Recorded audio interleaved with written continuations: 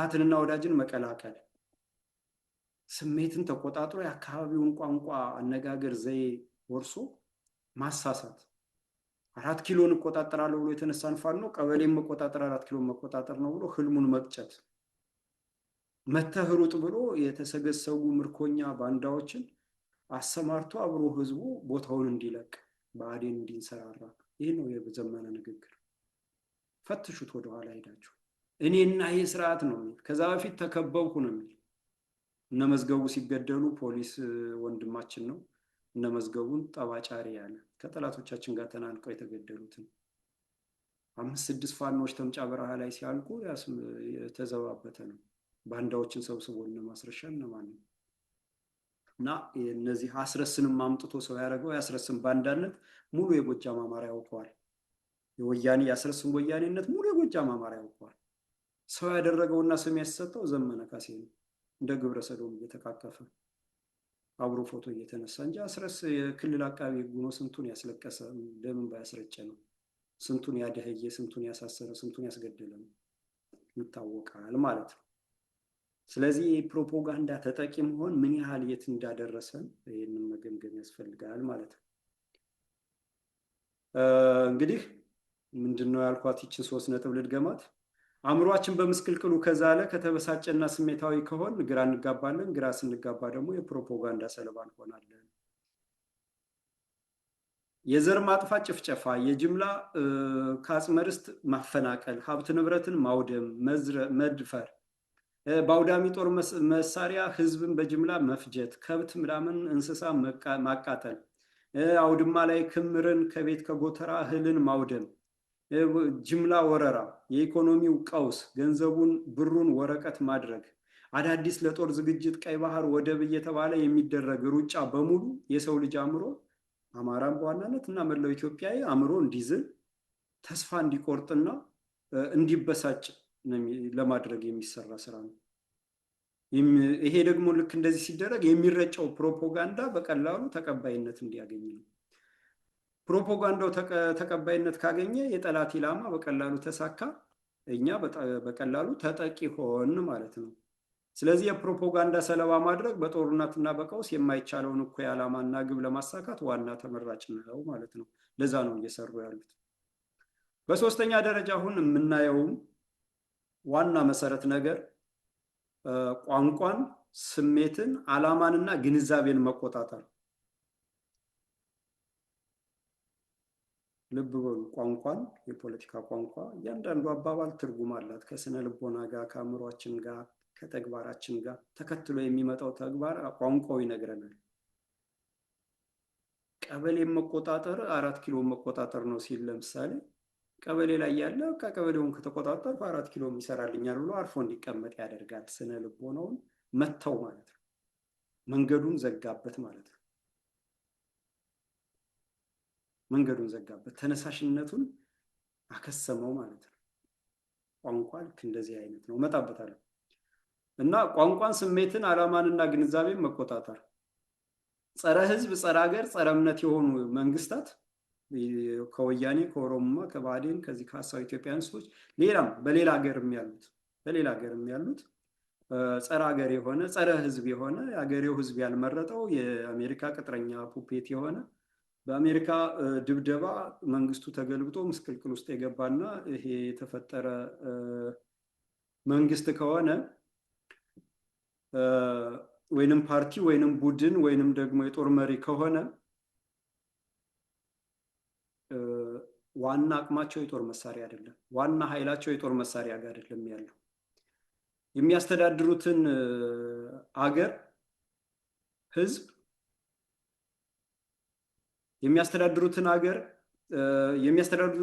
የሚያስተዳድሩትን አገር ህዝብ በቅድሚያና የውጭውን በቀጣይነት የፖለቲካ ቋንቋ ስሜቱን፣ ትኩረቱና ግንዛቤውን መቆጣጠር መቻላቸው ነው ትልቁ አቅማቸው።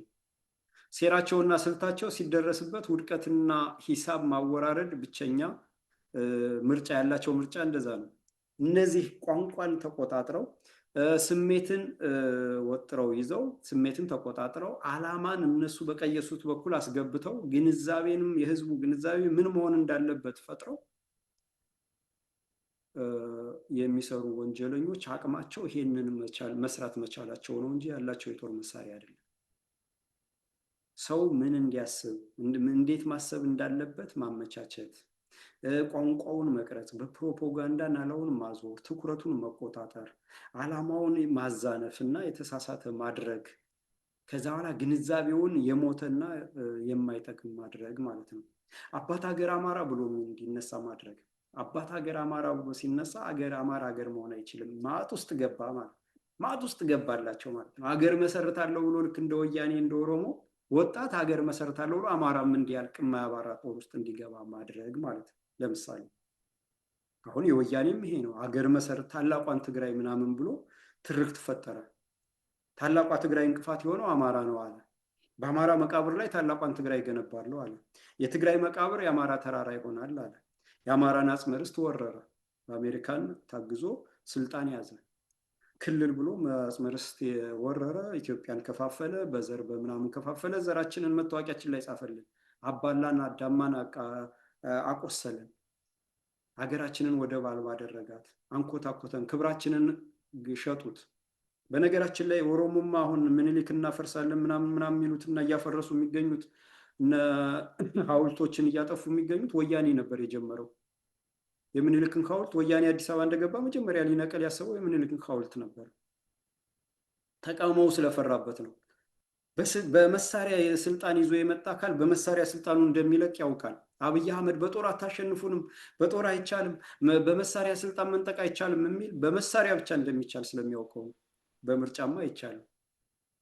አታላዩ ሌባውን እንደነበለጠ ሞላ አይነት እንደ ደሳለኝ ጫኔ አይነት ሌባ አሰልፈው ህዝብ የሚያታልሉ ድራማ የሚሰሩ ስለሚፈጥሩ እንደ ዘመነ ካሴ፣ እስክንድር ነጋ፣ አስረስ ማረ ዳምጤ አይነት ስለሚያሰልፉ በምርጫ ህዝቡ አይችልም፣ በጦር መሳሪያ ብቻ ነው የሚችለው። ስለዚህ ያንን መምታት አስተሳሰቡን በጦር መሳሪያ አይቻልም ይላሉ። ራሳቸው በጦር መሳሪያ እንደመጡ ስለሚያውቁት በጦር መሳሪያ ስልጣን እንደሚያስለቅቅ ያውቁታል። ከነሱ የበለጠ የሚያውቀው የለም። ስለዚህ ያ ህዝብ ወያኔ መጥቶ የምኒልክ ሐውልት ነቅላለሁ ሲል ህዝብ ሲነሳ ደንግጦ አቆመ። ከዛ ለወያኔ ሰጠው ፕሮጀክት፣ ለኦሮሞማ ሰጠው ፕሮጀክቱ። ይሄ ምንን ያሳየናል? ወያኔም ሆነ ኦሮሞማ የጸረ ምኒልክ መሆናቸው የምዕራባውያን ቅጥረኛ መሆናቸው ነው። ምዕራባውያን ከቅኝ ግዛት የከሸፉት በአፄ ምኒልክ በእቴጌ ጣይቱ ጥበብና ጀግንነት ነው ማለት ነው። አያቸው፣ አስተምሮ አንድ ነው ማለት ነው። መለስ ይሄን ሰንደቅ ዓላማ ብቻ አይደለም የምንጠለው፣ ከዚህ ሰንደቅ ዓላማ ጀርባ ያለውን አስተሳሰብ ሁሉ አንወደውም ነው ያለ። ባንዳነቱ ጥጋባቱ ባንዳ ነበር። የእኛ አያቶች ከጣሊያን ጋር ሲፋለሙ የነመለስ አባቶች የነ ስብሐት ነጋ የጣሊያንን ፍርፋሪ ፓስታ ለመብላት ሹካ መያዝ ነው ሲለማመዱ የነበረው። የወራሪዎችን እየለቃቀሙ እንቁላል እየቀቀሉ። ስለዚህ ያ ሰንደቅ ዓላማ ግን የነፃነት ምልክታችን፣ ስንት አያት ቅድመ አያቶቻችን ዋጋ የከፈሉበት፣ ኢትዮጵያን ዳር ድንበር ያስከበሩበት፣ የሰንደቅ ዓላማዎች ሁሉ የመጀመሪያ የሆነ እምነታዊም ትርጉም ያለው በኖህ ዘመን በውሃ እግዚአብሔር ሕዝብን ምድርን በውሃ ከቀጣ በኋላ የሚቀጥለው ቀስተ ደመና የወጣው ቀስተ ደመና ኢትዮጵያ ላይ በመታየቱ ከዛ የተወሰደ መሆኑ ቤተክርስቲያናችን ያነጸችው በመሆኑ ነው። ይሄንን ሰንደቅ ዓላማ አልወደው የሚል ኦሮሞማም እንዳትለብሱት እንዳታዩት፣ ሰንደቅ ዓላማ እንዳትይዙ፣ በዚህ በአላፍ ዝማሬ ሰንደቅ ዓላማ ያለው ነገር እንዳትለብሱ ምናምን። ይሄ ነው በቃ አጠቃላይ የጠላት ሴራ። ግን ተራ አስመስለው ነው የሚያስፈጽሙት። ተራ እንዲመስል ተደርጎ ነው በኩታራ በምናምን ወጣቶች ነው እንዲፈጸም የሚደረገው ማለት ነው። ይህን ነው መገንዘብ ያለብን። ስለዚህ ቋንቋን እንውሰድ። ቋንቋ ትርጉምን መቆጣጠር ነው። ትርጉምን መቆጣጠር ነው ቋንቋን መቆጣጠር። ትክክለኛውን ቋንቋ በአሳሳችና ለወንጀላቸው መደበቂያ አመቺ በሆነ ቋንቋ መቀየር ማለት ነው። ቋንቋ ስንል ቋንቋ ብዬ ሳቀር ለምሳሌ ዘር ማጥፋትን አማራን ዘር እያጠፋ ህግ ማስከበር ይሉታል፣ ሰላም ማስከበር ይሉታል። አያችሁ፣ ይሄንን ዘር ማጥፋት ህልውናን ለመታደግ የወጣን ፋኖ ደግሞ ጽንፈኛ፣ ህልውና ታጋይ ነው አይሉትም፣ ጽንፈኛ ይሉታል። አያችሁ ቋንቋው እንዴት እንደ ትርጉሙ እንደቀየረ። ፋኖ ሲባልና ጽንፈኛ ሲባል እኩል አይደለም። ዘር ማጥፋቱን ህግ እያስከበርን ነው። በድሮን እየጨፈጨፈ በቤተክርስቲያንም በመስጊድ ያለውን ጡት እያስቆረጠ ነፍሰ ጡር ሆድ እያስቀደደ የወንድ ልጅ ብልት እያስቆረጡ ህግ ማስከበር ነው ይሉታል። እና ይሄንንም ምዕራባውያንና አሜሪካ ይቀበሉታል፣ ያውቃሉ የነሱ ስለሆነ ማለት ነው። ወንጀልን መረጋጋት፣ ሰላም መፍጠር ይሉታል። የሚፈጽሙትን ወንጀል መረጋጋት ለመፍጠር የተከፈለ ዋጋ፣ ሰላም ለማምጣት የተከፈለ ዋጋ ይሉታል። ዘር ማጥፋት ወንጀልን፣ ዘር ማጽዳትን፣ ማፈናቀልን፣ መድፈርን፣ መዝረፍን፣ ሰውነት መቆራረጥን፣ በጅምላ መቅበርን ምናምን ሰላም ለማምጣት ለማረጋጋት የተደረገ ተብሎ ይቀየራል ማለት ነው። ተጎጂውን ደግሞ ወይንም ደግሞ ይሄን ወንጀል ለማስቆም የሚንቀሳቀሰውን ጽንፈኛ ይሉታል። ተጎጂውን ደግሞ አክራሪ ይሉታል። የአማራ ህዝብ አክራሪ ስለሆነ ይሉታል፣ እንደዛ ይሉታል ማለት ነው። ስለዚህ የቋንቋን ትርጉምን መቆጣጠር ዘር የማጥፋትና ሀገር አፍርሶ የመሸጥ ወንጀልን ህጋዊ እንዲመስል እና የመከላከል ትግልን ደግሞ ህገወጥ እንዲመስል ለማድረግ ነው ማለት ነው። መከላከሉ ህገወጥ እንዲመስል፣ ዘር ማጥፋትና ሀገር ማፍርሶ መሸጡ ለኢምፔሪያሊስቶች መሸጡ ደግሞ ህጋዊ እንዲመስል ለማድረግ ማለት ነው። የአስረስን፣ የእስክንድርን፣ የዘመነን ቋንቋዎች እንግዲህ ታዘቧቸው። ምንድን ነው የሚሉ? ከእስክንድርን ጀምር የአማራን ህልውና ትግል አጀማመር ከጅምሩ ጀምሮ እየገባ እየነቀለ ምትል ነው እና ድል ለዲሞክራሲ ይላል። እስክንድር ነጋ ድል ለዲሞክራሲ ነው የሚለው በል ስለተባለ እንጂ ዲሞክራሲ ትርጉሙ ከንቱ መሆኑ ጠፍቶት አይደለም። ዲሞክራሲ ዓለምን ህዝብ ቅዠት ውስጥ የከተቱበት አስተሳሰብ መሆኑ ጠፍቶት አይደለም። ዲሞክራሲ የሚባለው ጽንሰ ሀሳብ ሲመጣ አሰላሳዩን በማያሰላስለው መንጋ ለመዋጥ የመጣ መሆኑ ጠፍቶት አይደለም። ግሪኮች ዲሞክራሲ ብለው ሲፈጥሩ በግሪክ ሀገር የነበሩ ፈላስፎች አልገዛ ስላሏቸው ህዝቡን እያነቁ እያስተማሩ አዋቂ ስላደረጉባቸው ፈላስፎችን በመንጋው ለመዋጥ ነው የፈጠሩት ዲሞክራሲ። ምክንያቱም ደግሞ ሁሉም መብት አለው ይባላል። ስለዚህ የሚያሰላስለው በማያሰላስለው በማያውቀው መንጋ፣ የሚያሰላስሉ ጥቂት ሰዎች ናቸው ማሰብ የሚችሉት። የማያሰላስለው መንጋው ደግሞ አያሌ ነው። ስለዚህ እነዛ ጥቂት ሰዎች በመንጋው ይዋጣሉ ማለት ነው። ዲሞክራሲ መብት አገኘ ይባላል። አሰላሳዩን ገድሎ ለሀገር ለህዝብ የሚቆረቆረውን የችግሩን መጪውን የሚተነብየውን እየሆነ ያለውን ከስር ከምንጩ በውሉ የሚረዳውን ለማጥፋትና ለመዋጥ በመንጋው ለመውረር ማለት ነው። የእኛ ትግል ውስጥም ይሄ ነው ትልቁ። መንጋው ግር ብሎ ነው የሚሄድ። አስረስ ማረ ዳምጤ ባንዳ ነው ሲባል ጫካ ሆኖ ምናምን ይላል ፎቶ አይቶ። ዘመነ ካሴ ቅጥረኛ ባንዳ ነው። ኤርትራ ሄዶ እነ ብርሃኑ ነጋን አንዳርጋቸው ጽጌን ሊሰልል ተልኮ ሄዶ አውቀው ሻዕቢያን መልሶ ቀጥሮን የላከው ደብል ኤጀንት አድርጎ የላከው ነው ስንል አይሰማንም መንጋው። ብዙሃኑ ይውጣል ማለት ነው፣ ይውጣል። ስለዚህ ዲሞክራሲ ሲባል ይሄ መንጋ አሰላሳዩ እንዲወጥ ዲዛይን የተደረገ መሆኑን እስክንድር አጥቶት አይመስለኝም። ሌላ ምሳሌ እንደው ባነሳ፣ ለምሳሌ አንድ እግር ኳስ ተጫዋች አሁን ኡጋንዳ ምርጫ እየተደረገ ነው ሰሞኑን፣ ዛሬ ነው ነገ ትላንትና ምናምን የሆነ ምርጫ አለ። ኳስ ተጫዋች የነበረ ሰው መሰለኝ ዊሃ ነው ምናምን። ይሄ ሰው ኳስ ነው ሲያንከባልል የነበረው። የኳስ ጥበብ ሊኖረው ይችላል፣ የኳስ እውቀት ሊኖረው ይችላል። የጠላትን መከላከል እንዴት ሰብሮ ማለፍ እንዳለበት፣ ኳስ እንዴት ማንከባለል እንዳለበት፣ እንዴት ጎል ማጥቃት እንዳለበት፣ ፍጥነት፣ መተጣጠፍ ምናምን የኳስ ላይ ያሉ እውቀቶችን ትሪክ መስራቱን ምናምን ጥበብ ሊኖረው ይችላል። ያ ጥበብ ግን ህዝብ ማስተዳደር ማለት አይደለም። አገር መምራት ማለት አይደለም። ተቋማትን መፍጠር ማለት አይደለም። ትውልድ ማነጽ ማለት አይደለም። ትውልድ ማስቀጠል ማለት አይደለም። የሀገርን ማንነት፣ የሀገርን ስሜት፣ የሀገርን በራስ መተማመን ማሳደግ ማጎልበት አይደለም። ብዙሃኑን በኩልነት ማስኖር አይደለም። ቋንቋ እንዲያድግ እንዲበለጽግ የማድረግ ባህል፣ የተለያዩ ባህሎች እንዲያድጉ እንዲበለጽጉ የሰው ልጅ እኩልነት ማስተማርና አይደለም የኳስ ጥበብ የሚያስተምረው። ስለዚህ ይሄ ሰውዬ በዛ ኳስ ህዝባዊነትን አግኝቷል። ምንም እንኳን አሁን ያለው የዩጋንዳ መሪ ሙሴቬኒ ወንጀለኛ የምዕራባውያን ቅጥረኛ ቢሆንም ይሄ ግን ሂዶ ያንን እንዲመራ ያደርጉታል። ይሄ ኳስ ተጫዋች ነው፣ የምዕራባውያን ነው ደግሞ ሲጫወት የነበረው፣ ለምዕራባውያን ሲጫወት የነበረው፣ ይህም ቅጥረኛ ነው። ስለዚህ ያ መንጋ ሂዶ ይህንን ይመርጠዋል። ኳስ መጫወች ሀገር የመምራት እውቀት ይሆናል መስሎት ማለት ነው።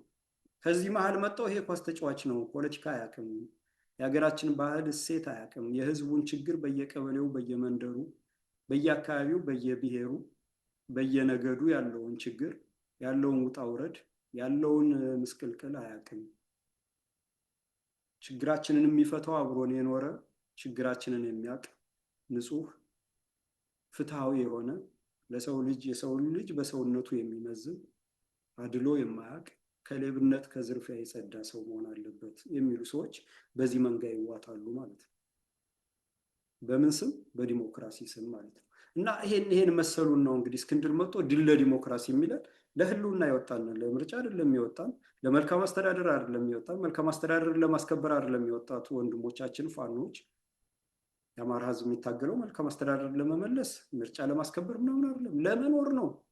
አትኖሩም ተብሎ ጦር ዘመተብን። በእኛ ሀብት በእኛ አባቶች በተቋቋመ ተቋም አማራን እንዲያጠፋ ዘመቱብን። ወዳጅ ያልናቸው ሀገራት እያሰለጠኑ አዘመቱብን። ስለዚህ የህልውና ትግል የህልውና ስጋት ሲነቀል ነው ህልውና የሚከበረው። የህልውና ትግል በማሸነፍና በመሸነፍ ነው የሚደመደመው። ህልውናን ሊያጠፋ የተነሳ ምክንያት አለው። ወያኔ ትግራይን ለመመስረት ብሏል። ኦሮሞም አማራን አጥፍቼ ኢትዮጵያን ወርሼ ነባሩን ደምስሼ ኢትዮጵያን ስም ቀይሬ ኦሮሚያን ለማቆም ብሎናል። ስለዚህ ይህንን ዓላማ ሰርዞ ወንጀሉን ካልተቀጣ ይሄ ድርጅት ካልጠፋ አማራ ሊኖር አይችልም ማለት ነው። ሌላው ኢትዮጵያዊም ሊኖር አይችልም ማለት ነው። ስለዚህ የህልውና ትግል የህልውና አጥፊ ሲጠፋ የህልውና ስጋት ሲነቀል ነው የሚከበረው እንጂ ድል ለዲሞክራሲ አይደለምና እስክንድር ነጋ ድል ለዲሞክራሲ ይላል። ኃይል እግዚአብሔር ነው ይልና ኃይል ይነጥቃል። ሀቅና እውነትን ይዞ ከወጣ ሰው እግዚአብሔር በውስጥ ኮመን ሴንስ አንደርስቱድ ነው እግዚአብሔር ኃይል እንደሆነ።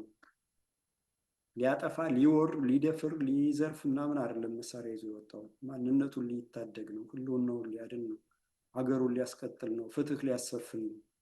ይህንን ኃይል እግዚአብሔር ነው ብሎ ወደኋላ እንዲል አብይ አህመድ የሰላም ጥሪ የእርቅ የምህረት አዋጅ አውጃለሁ ብሏል። እንዴት ነው የምናምነው ይላል።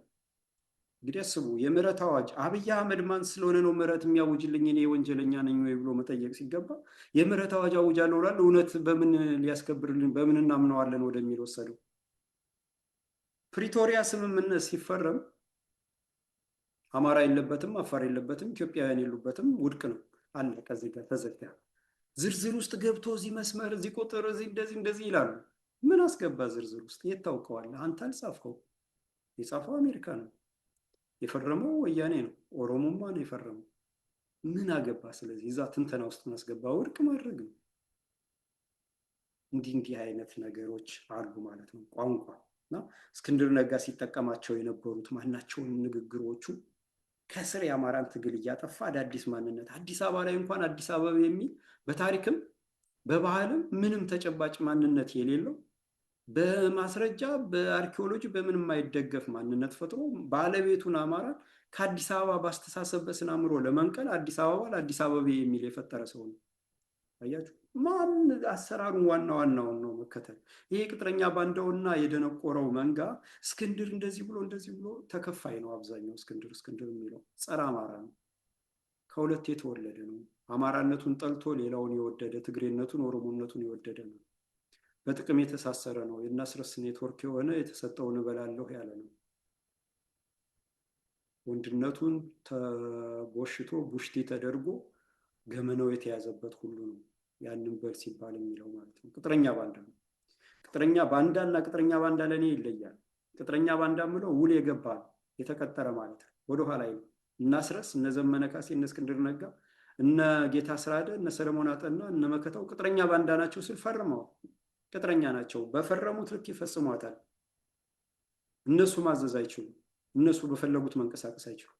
ይሄ ዝም ብሎ ጥቅም አገኛለሁ ብሎ ሄደ፣ ስልጣን አገኛለሁ ብሎ ሄደ፣ ወይንም ደግሞ እናስረስን አንግሶ የሆነ ነገር ሊያገኘ ሞከረ። እንደነ ነጋሽ አምሳሉ ዶክተር ነጋሽ አምሳሉ የሚባላል አሜሪካን ምናምን በየዋትሳፑ እየዞረ የሚያደነዝዝ ወራዳ ሌባ አለ። ከኦሮሞማ ጋር ተመሳጥሮ ክሊኒክ ምናምን ፋርማሲ ከፍቶ አገር ቤት እየተመላለሰ ውጭ ደግሞ የናስረስ ደጋፊ ሆኖ ከነ ፕሮፌሰር ሀብታሙ ተገኝ ጋር የሚያጭበረብራው አርቦ ብዙ ነው የሚያታልሉ። ሌቦች እንዲህ አይነቱ ባንዳ ነው። ተቀጥሮ አይደለም፣ ይሄ ወዶ ገብ የሆነ ስለሆነ እንጂ ቅጥረኛ ባንዳ ሲባል ውል ገብቷል ተቀጥሯል ማለት ነው ትርጉሙ። እና የእስክንድርን ቋንቋ እንደዚህ ማየት ይቻላል። የአስረስን ቋንቋ ማየት ይቻላል።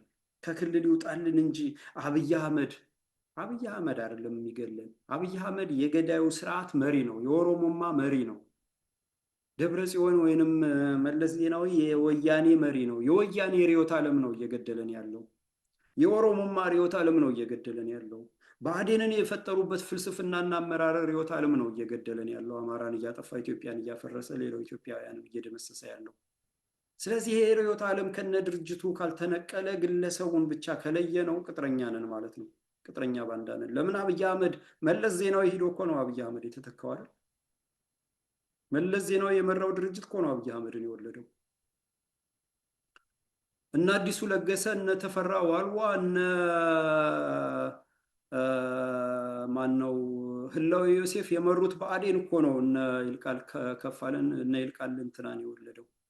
እነ አሁን ያለውን አረጋ ከበደን የተመስገንን ምናምን የወለደው። ስለዚህ ግለሰብ አይደለም እኛ ጠላታችን ስርዓቱ ነው። ግለሰቦች በኋላ ነው የሚጠየቁት። ስርዓቱ በህግ ታግዶ ሀብት ንብረቱ ለኢትዮጵያን ተመልሶ ከዛ የዚህ ስርዓት አመራር ከመጀመሪያ እስከ መጨረሻ የዚህ ስርዓት አቀንቃኝ፣ የዚህ ስርዓት ደጋፊ፣ የዚህ ስርዓት ተላላኪ በሙሉ በወንጀል እንደ ወንጀሉ ልክና ስፋት የሚጠየቀው በሁለተኛ ደረጃ ነው እንጂ ትግላችን አሁን ከርዕዮተ ዓለም ጋር ነው፣ ከድርጅት ጋር ነው፣ ከግለሰብ ጋር አይደለም። ስለዚህ አብይ አህመድ ብሎ ሲለን አብይ አህመድ ነገ በጀዋር ሲተካ ወይ በልደቱ አያሌው ወይ በይልቃል ጌትነት ሲተካ ስራ ለውጥ መጣ ብሎ ህዝባችን ጭንቅላቱ ውስጥ መልእክት ለማስቀመጥ ነው። ጉዳዩ ከአብይ አህመድ ጋር እንዲሆን ነው። አብይ አህመድን ለመጣል ከሰይጣንም ጋር ቢሆን እንሰራለን ብሏል ዘመነ ካሴ። ከዛ በኋላ ከማን ጋር ተገኘ? ከነ ስብሐት ነጋ ጋር፣ ጀዋር መሐመድ ጋር ማለት ነው። አብይን ለዚህ እንዳካበቁት ጋር ማለት ነው። አብይ አህመድ ስልጣኑ እንዲይዝ የሰራው ጀዋር መሐመድ ነው። ድንጋይ ወሮሩ እያለ ከውስጥ እየተናበበ ህዝቡን ለማታለል። ይህን ነው መረዳት ያለብን። ሁሉም በአሜሪካ አብይ አህመድም ጀዋር መሐመድም በአሜሪካ የሰለጠኑ ናቸው። አሜሪካዊ ነበር ጀዋር መሐመድ ይህን ሁሉ ሲያደርግ፣ ያን ሁሉ ሲያስፈጅ፣ በሜንጫም ሆነ በምን እናርዳለን ኢትዮጵያ አውቶፎሮሚያ ሲል አሜሪካኖች ያውቃሉ። የእነሱ ፕሮጀክት ነው። ሰልጥኗል። ስዬ አብርሃ፣ ጀዋር መሐመድ፣ ብርቱካን ሚደቅሳ፣ አበበ ገለው አብረው ሰልጥነዋል። ለዚህ ድራማቸው ሰልጥነዋል። እነሱ እንዳሰለጠኑት አልሄዳላቸው እንጂ ይሄን መረዳት አለብን ማለት ነው። የእነ ዘመነ ካሴን ቋንቋ መለየት አለብን። ቋንቋ ንግግሩ ተግባርን ይወስናል። ቋንቋው ተግባርን ይወስናል ማለት ነው። ቋንቋው ከተበላሸ ተግባሩም የተበላሸ ይሆናል ማለት ነው። ቀበሌ መቆጣጠር 4 ኪሎ መቆጣጠር ነው ሲል 4 ኪሎ ለመቆጣጠር የተነሳሳ ፋኖ ቀበሌው ላይ ታጠረ ማለት ነው በአስተሳሰብ። አብይ ድፎ ዳቦ ማለት ነው እየተገላበጠ ምናምን አለ። እንደ ድፎ ዳቦ እየተገላበጠ የሚበስል ምናምን ድፎ ዳቦ ተገላብጦ ሲበስል እሳት የገባበት ዳቦ ይሆናል። ንጹህ ቆንጆ ዳቦ ይሆናል። እና ይሄ ማሳሳት፣ በቋንቋ ማሳሳት፣ እኔ ዘመኑ በላይ ዘለቀ አይደለሁም ምናምን ብሎ ሸዋና አማራን ለማባላት መርዝ ረጨ። በላይ ዘለቀ ህልሙን አሳክቶ ባንዳን በር ከፋች ብሎ እጅና እግር ቆርጦ አይን አውጥቶ የባንዳዎችን ቆራርጦ ጥሎ ነው ጣሊያንን ጎጃም ላይ አሻራ እንዳይኖር ከኢትዮጵያ እንድትነቀል ያደረገ ዓለም አቀፍ ታሪክ የሰራ የበላይ ዘለቀን የጦር ስልት ነው ጀነራል ዊንጌት ዊንስተን ዊንጌት ነው። ጀነራል ዊንጌት ለዶክትሬቱ ጥናት ያቀረበበት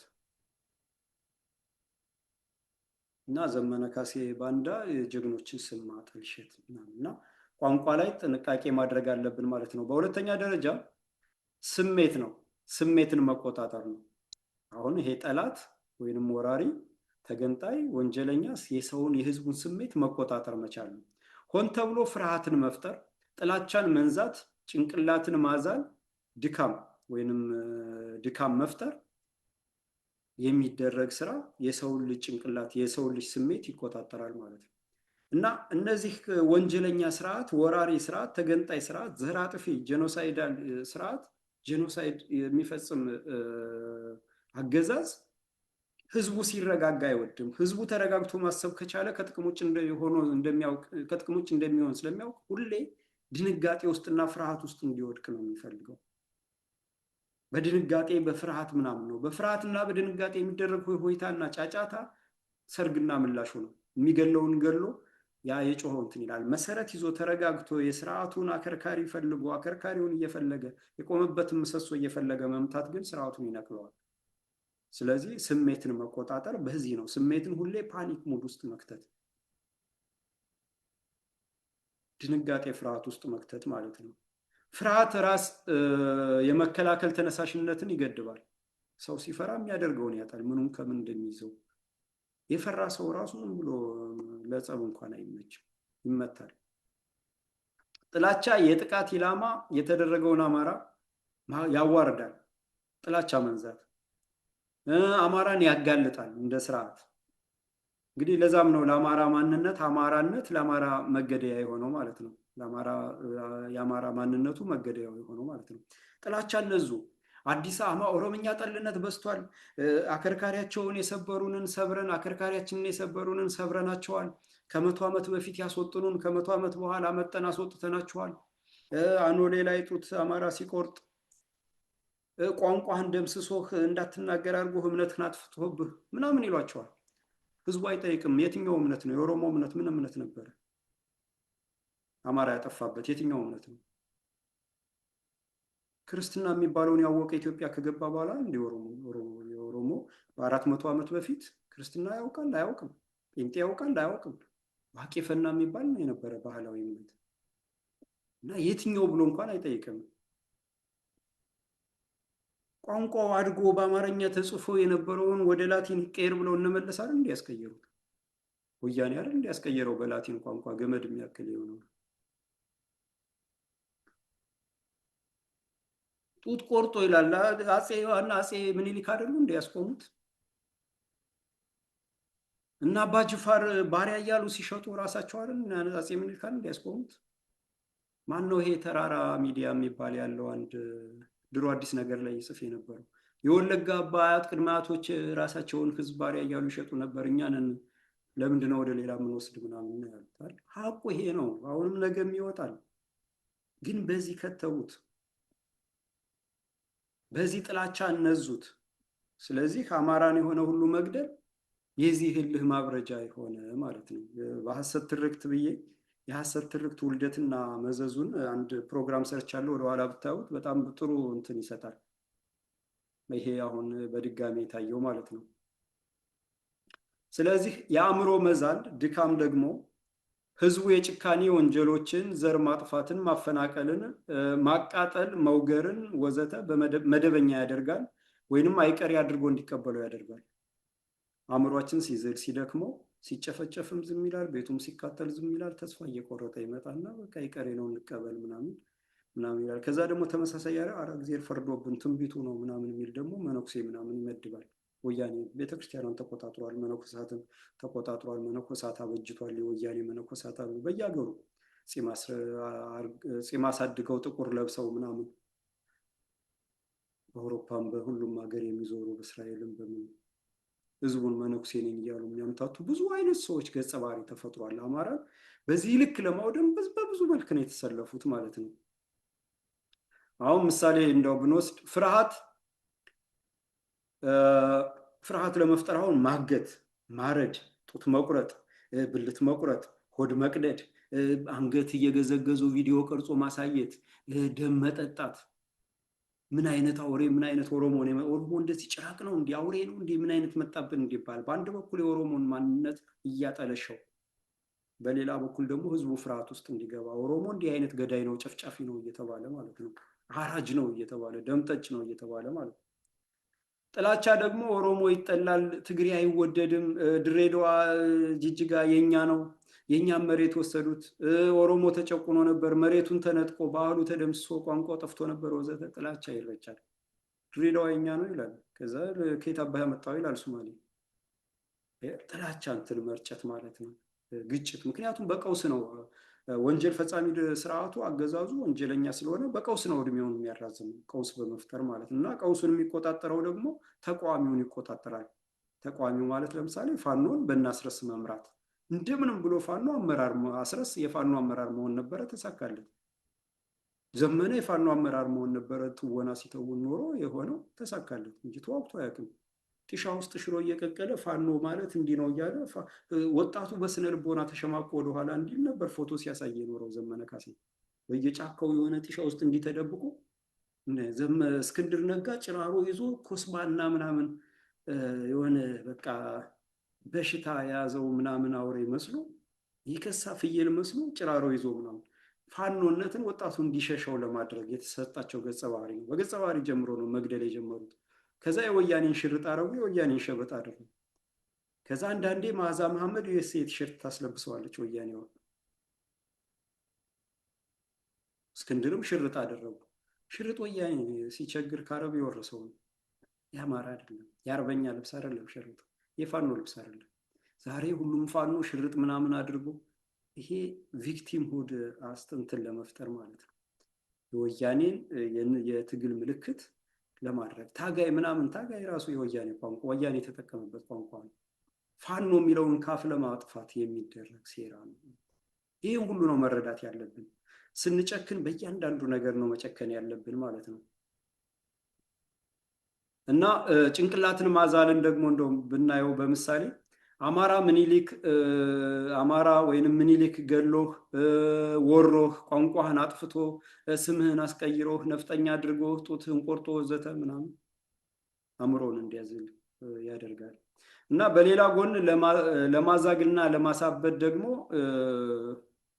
አብይ አህመድ ይመጣል፣ አውሮፕላን ልናመርት ነው ይላል፣ በየቤቱ ጋዝ ሊዘረጋ ነው ይላል፣ ወደ ጅቡቲ ነዳጅ ኤክስፖርት ልናደርግ ነው ይላል፣ በ2030 ኢትዮጵያ ከሀያላን ሀገራት ከነ ራሽያ ከነ አሜሪካ ጎን ትሆናለች ይላል። እንዲህ አይነት ዝም ብሎ የማይጨበጥ ይመጣል፣ ህዝቡን ያሳብደዋል ማለት ነው። ማሳበድ ነው ዝም ብሎ ስሜቱን። በቃ ይሄ ሰው እየቀወሰ ይሄ ሰው እያበደ ይሄ ምናምን ይሄማ አብድ ነው ይሄማ በሽተኛ ነው ይላል። ደግሞ ይሄንን አይቶ ሄዶ ሌላው ደግሞ የነፈዘው ማለት ነው። ይህ ድራማ ያልገባው ነፈዙ ደግሞ አብይ አእምሮ በሽተኛ ነው፣ ህፃን ልጅ ነው፣ እንደዚህ ነው እንደዚህ ነው ይላል። ማስተባበል ሲሰጥ ማለት ነው፣ ሲተነት ነው። አብይን በቃ እንደዚህ ማለቱን ሲተረጉመው አብይማ ህፃን ነው፣ በሽተኛ ነው፣ ጳውሎስ መግባት ሲገባው እንደዚህ እንደዚህ ማለት ነው። እና በሶስተኛ ደረጃ ዓላማን መቆጣጠር ማለት ነው። ወይንም የራሳቸው ድብቅን እቅድ መደበቅ ወይንም የህዝቡን ህዝቡ ዓላማዬ ብሎ የሚነሳው በተሳሳተ መንገድ እንዲሰለፍ ማድረግ ማለት ነው። ለምን ለትግል መሪ ብለው የሚቀመጡት ቅጥረኛ ባንዳዎች ዓላማውን እንዲያሳስቱት እና አስረስ ማረ ዳምጤ ጦርነት የመጨረሻ መፍትሄ አይደለም እና ድርድር ወደ ይላሉ። ከክልሉ ይውጣልን እንጂ እንደራደራለን ምናምን፣ አብይን ለመጣል ከወያኔም ጋር ቢሆን እንሰራለን ምናምን የሚል ዓላማን ማሳሳት ነው ይሄ። ስለዚህ እውነተኛ ዓላማቸው አሁን የነዚህ የወንጀለኞች ተገዳዳሪን አስፈሪን መምታትና ስልጣንን ማጠናከር ነው። አሁን ለኦሮሞም ለወያኔም ተገዳዳሪው ኢትዮጵያን መስራቹ አማራ ነው። አማራን ማጥፋት ማለት ነው፣ መምታት እና ስልጣንን መቆጣጠር። የተወረሩና የሚወረሩ ከተሞችን፣ ተቋማትን እንዲሁም የተመረጡ ስትራቴጂክ አካባቢዎችን በስነ ህዝብ ለውጥ መቆጣጠር፣ ነባሩን ነቅሎ ትግሬና ኦሮሞ ማስፈር ማለት ነው ሲሰራበት የኖረው። የሀገር ተቋማትና የተፈጥሮ ሀብትን መቆጣጠር፣ መሸጥና በአደራ መልክ በውጭ ሀገራትና ባለሀብቶች ስም ማቆየት። ቴሌን ከውጭ ባለሀብት መስሎ አብሮ መግዛት፣ ኢትዮጵያ አየር መንገድን የውጭ ባለሀብት መስሎ አብሮ መግዛት። ወያኔ ልክ የአማራን መሬት ለሱዳን ሰጣ፣ ሱዳን ባደራነት እንድታቆይ። ሻቢያ አሰብን ይዞ ቆይቶ መጨረሻ መለስ ሲበቁና ታላቋ ትግራይ ሲሆን ወይ ሻቢያ ራሱ ተደምስሶ አሰብን እንወስዳለን ብለው ሻቢያ ሲገነጠል አሰብን ይዞ እንዲገነጠል ማድረግ። ይሄ ሴራ ማለት ነው። ነጮች ናቸው፣ ይሄ አሜሪካኖች ያመጡት ስልት ናቸው እንጂ ይሄ ባንዳው ምኑ እንዲህ የተወሳሰበ ነገር መፍጠር አይችልም። የተሰጠውን ግን ያስፈጽማል። እየመጣ የተሰጠውን ያስፈጽማል። ቁጥጥር አላቸው። በቁጥጥር ነው የሚሰሩት። ይቆጣጠሯቸዋል፣ ይከታተሏቸዋል፣ አማካሪዎቻቸው ምናምን እና ይሄ ስልክ ምናምን ስልካቸው፣ ንግግራቸው፣ መኪናቸው ምን የሚሉት ሁሉ ቁጥጥር ውስጥ ነው ያለ። አዳነች አቤቤ አዲስ አበባ መዘጋጃ ቤትን አድሳለሁ ብላ ፍርስርሱ ነው ያወጣቸው የወያኔን እንትን የስለላ እንትን ለማጥፋት ብላ ነው። ማነው ይሄ ታከለ ኡማ እና አዲስ ቤተ መንግስት ምናምን ምናምን የሚባል ወያኔ የተከለውን እንትን እንዳይል ነው። እና ታሪክ ማጥፋት ቅርስን ማጥፋት ነው።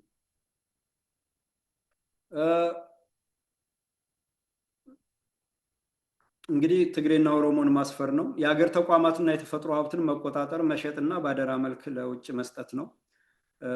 የብሔራዊ አጀንዳ የሚደረጉት ደግሞ የመዝረፊያና የጦርነት ምንጭ ሆኑ አሉ። የመዝረፊያ ይሄ የራት ምሽት፣ የራት ግብዣ፣ ገበታ ምናምን እየተባለ የተገነቡ መናፈሻዎች፣ ኮሪደሮች ምናምን ብልጭልጭ ምናምን ልማቶች፣ ጎርጎራ ምናምን ምናምን የሚባሉት እና ደግሞ ቀይ ባህር ምናምን የጦርነት የስጋት ምንጭ የሆነ ነው። አጀንዳ ብሔራዊ አጀንዳ የሚደረጉት የስጋት ምንጭ ወይንም ደግሞ ለውጭ ባለሀብት የተሸጡ የልማት ቦታዎች እነዚህ ጎርጎራ ምናምን ምናምን ተሽጠዋል በሙሉ የተሸጡ ናቸው። እና ወይንም ተበድሮባቸዋል ወይንም ገንዘብ በልቶባቸዋል።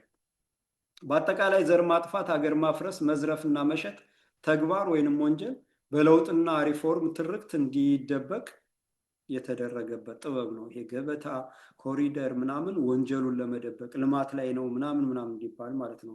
ህዝቡ በፍርሃት ቆፈን እንዲያጨበጭብ ወይንም አፉን እንዲዘጋ ለማድረግ ማለት ነው። ልማት ላይ ነው። አዲስ አበባ እንዳትለማ፣ ጎርጎራ እንዳይሰራ፣ ይሄ ምናምን ተምጫ እንትን ምናምን ምንድነው ይሄ እነዚህ የልማት ሎጆች ምኖች መናፈሻዎች የተሰሩት ማለት ነው። ሌላው ለምሳሌ ወያኔን ብንወስድ ወያኔ የሚያለቅስበትና በቅጥረኛ ባንዳ በፋኖ መሪዎች በኩል የሚያስነግረው ከትክክለኛ ዓላማው ጋር አይገናኝም። ወያኔ እነሱ ያለቅሳሉ፣ በባንዳ በፋኖ በኩል እንትን ይላሉ። በተግባር ደግሞ በሜትር በሜትር እየተከታተሉ የሚያስፈጽሙት ደግሞ ትክክለኛ ዓላማ አላቸው። ለምሳሌ አሁን ወያኔ ትክክለኛ ዓላማውን በራሱ ይፈጽማል። ማሳሳቻውን ቅጥረኛ ባንዳዎች እና በአደባባይ ያስነግራል። የትግራይ ህዝብ ተመታ፣ ተነጥሎ ተጠቃ፣ እንደዚህ ሆነ። ራሳቸው ነው የሚችሉ። ባንዳዎች ደግሞ አብይን ለመጣል ከወያኔ ጋር እንሰራለን፣ ለወልቃይት ብለን ከወያኔ ጋር አንገጥምም ይላሉ። እና አስረስ ማረዳምጤ ደግሞ እነ ማርሸት ሳህል ከዛ እነ ዘመነ ካሴ መቀሌ ምናምን ይመላለሳሉ። እና ለዚህ ደግሞ አሁን ወያኔ የሚሰራውን ደግሞ ትክክለኛውን ብናይ የትግራይ ካርታ ተሰርቷል። ከ30 እና ከ40 ዓመት በፊት የአማራን አጽመርስት ወሮ የአፋርን ወሮ የታላቋ የትግራይ ካርታ ተሰርቷል። የትግራይ ሲኖዶስ ተቋቁሟል። የትግራይ መንግስት ተመስርቷል ቆይቷል። የትግራይ መንግስት ሆኖ ነው ኢትዮጵያን ሲገዛ የኖረው 27 ዓመት ሙሉ። ወያኔ መንግስትነቱ ለትግራይ ነው። ትግራይ ላይ የሚገነባው ግንባታ የሚሰራው ፎቅ እና አዲስ አበባ ላይ ኢትዮጵያ ውስጥ የሚሰራው አንድ አይደለም። አዲስ አበባ ላይ ፎቅ ሲሰሩ ከ5 ዓመት በኋላ እንኳን መንገዱ ስፋቱ አይታሰብም እንኳንና ከ100 ዓመት ይቅርና መቀሌ ላይ ፎቅ ሲሰራ ከ100 ዓመት በኋላ ታስቦ ነው። አዲስ አበባ ላይ ግን 22 ላይ ጎላጎል የተሰራበትን ዋናው አስፋልት ላይ ገብቶ ነው። በቦሌ መንገድ የተሰሩትን ፎቆች እዩዋቸው። ሁሉም አስፋልት ዳር እየወጡ ነው። ከ50 ዓመት በኋላ ከ10 ዓመት በኋላ ከተማው ሲያድግ ሲሰፋ የሚባል ሀሳብ የለም። በአፄ ኃይለሥላሴ ጊዜ ግን በትክክለኛ ወቅት የተገነቡት እስከዛሬም ውስጥ ናቸው። በአፄ ኃይለሥላሴ የተገነቡት ህንፃዎች እስከዛሬ 50 ሜትር ርቀው አሁንም ውስጥ ላይ ነው ያሉት። ከዋናው መንገድ አሁንም 50 ሜትር እና 100 ሜትር የራቁ ናቸው።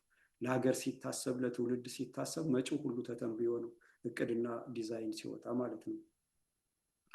እና መንግስት መስርተዋል፣ ሲኖዶስ አቋቁመዋል። ካርታቸውን ስለው ጨርሰው በወጣቱ አንገት ላይ አንጠልጥለዋል። የጭራቁ ዓለም አሜሪካ መሩ ምዕራባውያን ሙሉ ለሙሉ 100% እጅ ስራቸው ስለሆነ ድጋፉን አረጋግጧል፣ ሰጥቷቸዋል። በጀት ምናምን ሁሉም ነገር አሟልቶላቸዋል። ጦርነትም ሲገቡ የጸጥታ ምክር ቤት የሚባለው የተባበሩት መንግስታት ፌክ ነው የምላቸው ለዛ ነው። የጸጥታው ምክር ቤት ለትግራይ ጦርነት ጊዜ በሳምንት 3 ቀን ይሰበሰብ ነበር። አሜሪካ የቬኔዙዌላን መንግስት በህዝብ የተመረጠን አፍና ስትወስድ ግን እንኳን ሊሰበሰብ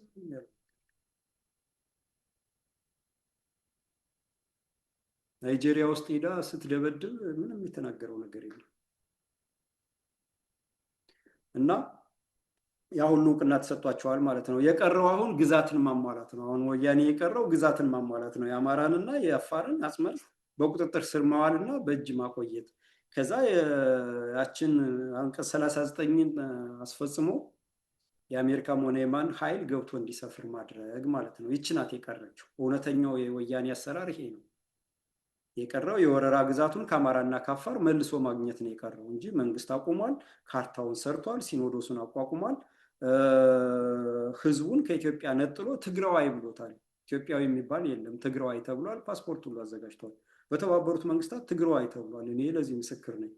ትግራዋይ ነህ ወይ የተባልኩት እንጂ ኢትዮጵያዊ ነህ ወይ አልተባልኩም። የተባበሩት መንግስታት አንዱ ቢሮ ውስጥ ገብቼ ማለት ነው። ሀቁ ይህ ሆኖ ሳለ በእነ አስረስ ማረ ዳምጤ፣ በእነ እስክንድር ነጋ፣ በእነ ዘመነ ካሴ በኩል የሚያስነግረው ደግሞ ሌላው ወያኔ የሚያስነግረው በጋራ አብይን ለመጣል እንኳን ከወያኔ ከሰይጣንም ጋር እንሰለፋለን ያስብላል። አብይን ለመጣል የሚያግዘንን ሁሉ እንቀበላለን ይላል። እነ ጀዋር መሐመድን፣ እነ ሕዝቅኤል ጋቢሳን የወያኔ ስሪት ናቸው። ለምን? አሜሪካን የፈጠራቸው ወያኔን ማገዝ ግዴታ አለባቸው። አሜሪካ ፈጥሯቸው ወያኔ የአሜሪካን ፕሮጀክት ሊቃወሙ ስለማይችሉ ማለት ነው። ከዛ ድል ለዲሞክራሲ ኃይል እግዚአብሔር ነው ይላል እስክንድር ነጋ። ቅድም እንደነገርኳቸው ያለፈውን እንተው፣ መንግስት ምህረት ሰጠው ቢልም ምናምን ምናምን ያስብላሉ። ያለፈውን እንተው ይላል እስክንድር ነጋ። እንደው ዝም ብሎ ሚስቴ ትግሬ ናት እና ልጄ ከትግሬ የተወለደ ነው ለዛ ብዬ እንዴት ብዬ ምናምን ይላል እንጂ ትግሬን አማራ የትግሬን ህዝብ ልቅጣል አለ። አማራ የኦሮሞን ህዝብ ልቅጣል አለ። ከኦሮሞ ህዝብ የወጣውን አማራን አጥፍቼ ኦሮሚያን አቆማለሁ ብሎ ወንጀል የፈጸመን ድርጅት ግን አሳዶ ይቀጣል። ከትግሬ ህዝብ ወጥቶ የአማራ የትግራይ መቃብር የትግራይ ተራሮች የአማራ መቃብር ይሆናሉ፣ በአማራ መቃብር ላይ ታላቋን ትግራይ ይገነባሉ ያለውን ወያኔን ግን አሳዶ ያጠፋል እንጂ የትግራይ ህዝብ የኦሮሞ ህዝብ የአማራ ጠላት አለ። እነሱም ጠላት አማራን ጠላት አድርገው የዘመቱበት ሰልጥነው ነው ብለን ነው። ትክክለኛ ሀቁ ሰልጥነው ነው። ከነሱ ህዝብ የወጡ ድርጅቶች የውጭ ምዕራባውያንን የአሜሪካን ተልዕኮ ተቀብለው ሰልጥነው ስለመጡ ነው። ይሄን ያደርጉ ዘንድ ታዘው ስለመጡ ነው። ያ ደግሞ ይገለጣል፣ ይገለጥላቸዋል። ውሎ አድሮ ይገለጣል። የጠፋው ጠፍቶ መቼም 10 ትግሬም ቢሆን እውነቱን ሳያውቅ መጥፋት ይኖራል ብዬ አላስብም። እና ፋኖ የፋኖን ይሄን ያለፈውን እንደዚህ የሚሉት ቅጥረኛ ባንዳዎች የፋኖን አስተሳሰብ መናድ፣ ስሜት መሸርሸር፣ መከፋፈል፣ ከህዝብ መነጠል፣ መግደል፣ ማስገደል፣ እጅ ሰጠ፣ ለሰላም ገባ እያስባሉ መበተል ላይ ናቸው ማለት ነው። እና ኦሮሞማም እንደዚሁ ነው።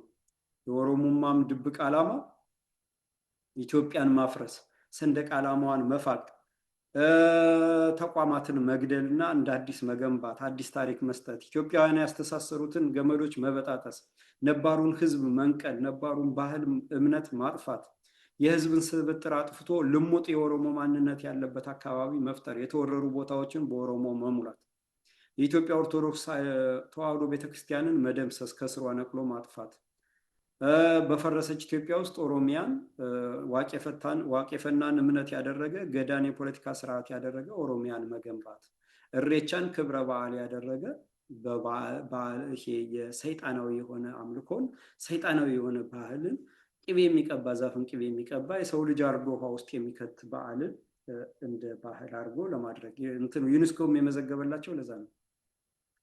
ዩኔስኮ እንደው ብዙ ሰዓት የለም እንጂ ዩኔስኮ የሚባለው ራሱ አሰራሩ መሰረቱ ከንቱ ነው። አንድ ሀገር የራሱን ሀብትና ቅርስ ጠብቆ እንዳይኖር ሉዓላዊነቱን ለመንጠቅ ሲባል በዩኔስኮ ተመዘገበልህ።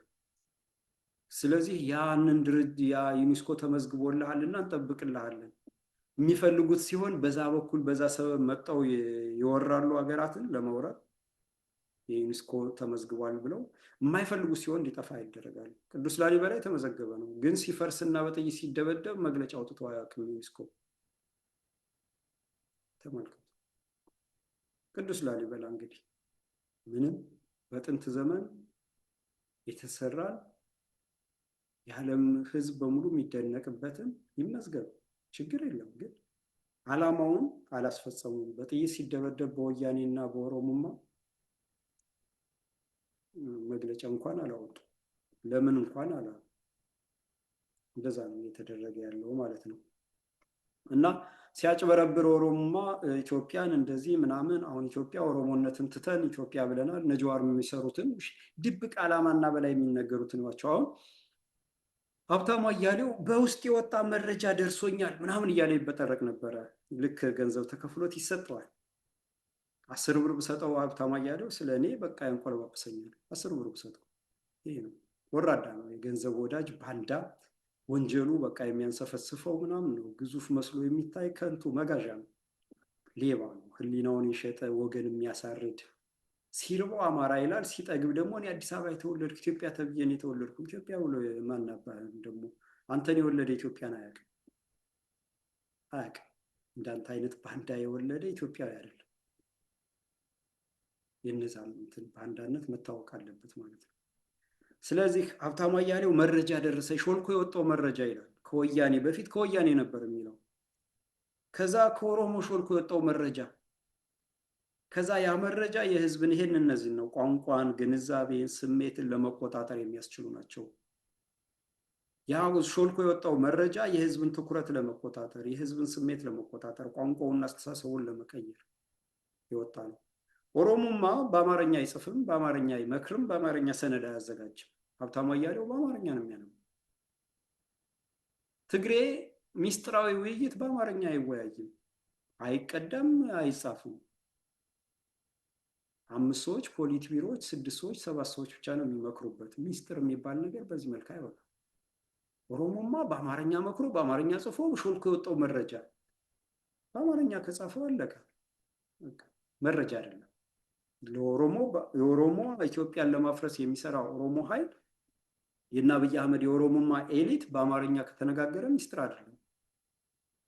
ትግሬ በአማርኛ ከተነጋገረ ሚስጥር አይደለም። ይሄንን እንኳን ህዝቡ መገንዘብ አይችልም። ወይንም ይሄን አንስቶ የዚህ ልጅ ባንዳነት ሊናገር አይችልም። ሀብታሙ አያሌው አንድ ግሩፕ ነበረ። እነዚህ እኔ የምኖርበት ሀገር አንድ ሌላ የወያኔ መነኩሴ ያለ ከዛ ጋር ሆኖ አንድ ግሩፕ ነበረ። አውቀዋለሁ። አስተሳሰቡ፣ አጭበርባሪነቱ፣ ሌባነቱ ይቀፋል። ቋንቋው የሚጠቀመው ሁሉ ይቀፋል። ቀፋፊ ነው፣ ቀፋፊ ሌባ እና ይህን ሁሉ ድብቅ ዓላማን ማየት አለብን ማለት ነው። ሌላው ግንዛቤ ወይንም አረዳድን መቆጣጠር ነው። አረዳድን ግንዛቤን መቆጣጠር ነው።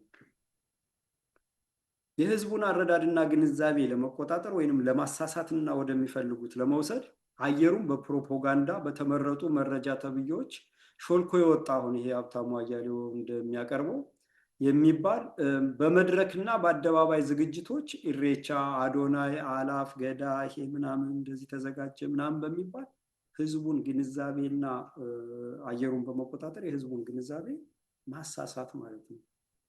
ከትክክለኛው ከመስመር ማውጣት፣ አየሩን ማጥለቅለቅ። አየሩ በዚህ በሚጥለቀለቅበት ጊዜ ህዝቡ በሚያየውና በሚሰማው ልክ ይነዳል እንጂ ቆም ብሎ የሚያስብ የሚያሰላስል አርቆ የሚያይ አይኖርም። በጣት የሚቆጠር ነው፣ ጥቂት ነው የሚሆነው። መንጋው ከተበላ ጥቂቶች ይዋጣሉ በመንጋው ማለት ነው። ስለዚህ የህዝቡን ግንዛቤና አረዳድ ሲቆጣጠሩት እውነት ለጊዜው ዋጋውን ያጣል ማለት ነው። መንጋውን አስተሳሰብ ከተቆጣጠሩት እውነት ነው ብሎ አንድ ሰው ቢናገር ምንም አይሰማውም። ለምን? ተቆጣጥረውታል። አእምሮ ውስጥ ተቆጣጥረውታል። ጀዋር ምናምን ዘመነ እና አስረስ በባንዳ ንግግር ተቆጣጥረውታል። ከዛ በኋላ ይሄ እንደዚህ ነው፣ ኧረ ዘመነ ባንዳ ነው፣ 4 ዓመት ምናምን አልፎኛል። አስረስ ከጅምሩ ቅጥረኛ ሰርጎ የገባ ነው። እነ በረከት ያሰለጠኑት ነው። ወያኔን ውሃ ሲጠጣ ያደገ ነው። ማንም ሊሰማ አልቻለም። ተቆጣጥረውታል። የህዝቡን ግንዛቤ ስለተቆጣጠሩት እውነት ዋጋ እንዲያጣ ይደረጋል ማለት ነው። በዚህ መልክ ዋጋውን አጥቷል። ስለዚህ የጥፋት መንገዳቸውን አደላደሉ ማለት ነው። ያችሁ በዚህ ግርግር ከተቆጣጠሩት። በአጠቃላይ በዋናነት መገንዘብ ያለብን የዘር አጥፊ፣ አገር አፍራሽ፣ ዘራፊና አገር ሻጭ ወራሪ ኦሮሞማም ሆነ ወያኔ አቅማቸው ጦር አይደለም። ጉልበታቸው ያለው ጦሩ ላይ አይደለም። ቅጥረኛ ባንዳዎች ላይ የመጀመሪያ ብአዴን አለላቸው። ቅጥረኛ ባንዳዎች ላይ አሜሪካና የምዕራባውያን በጀት፣ የአይኤምኤፍ፣ የወርልድ ባንክ ገንዘብ እና የዲፕሎማሲ ይሄ ጋጋታው የምዕራባውያን ሚዲያዎች እነ ሲኤንኤን፣ ቢቢሲ፣ አልጀዚራ ጫጫታ መፍጠር፣ የእነሱ ፖለቲከኞችና የእነዚህ ጭራቅ ተቋማት ኢኮኖሚክ ፎረም ምናምን መለስን ኢኮኖሚክ ፎረም ዓለም አቀፍ የኢኮኖሚክ ፎረም ላይ ቀረበ ተብሎ ምናምን እንዴት እንደተደረገ ታስታውሳላችሁ። ታዋቂ የምስራቅ አፍሪካ ወጣቱ ጀግና፣ የአፍሪካ ወጣቱ መሪ ምናምን እየተባለ በነ ቶኒ ብሌየር ማለት ነው።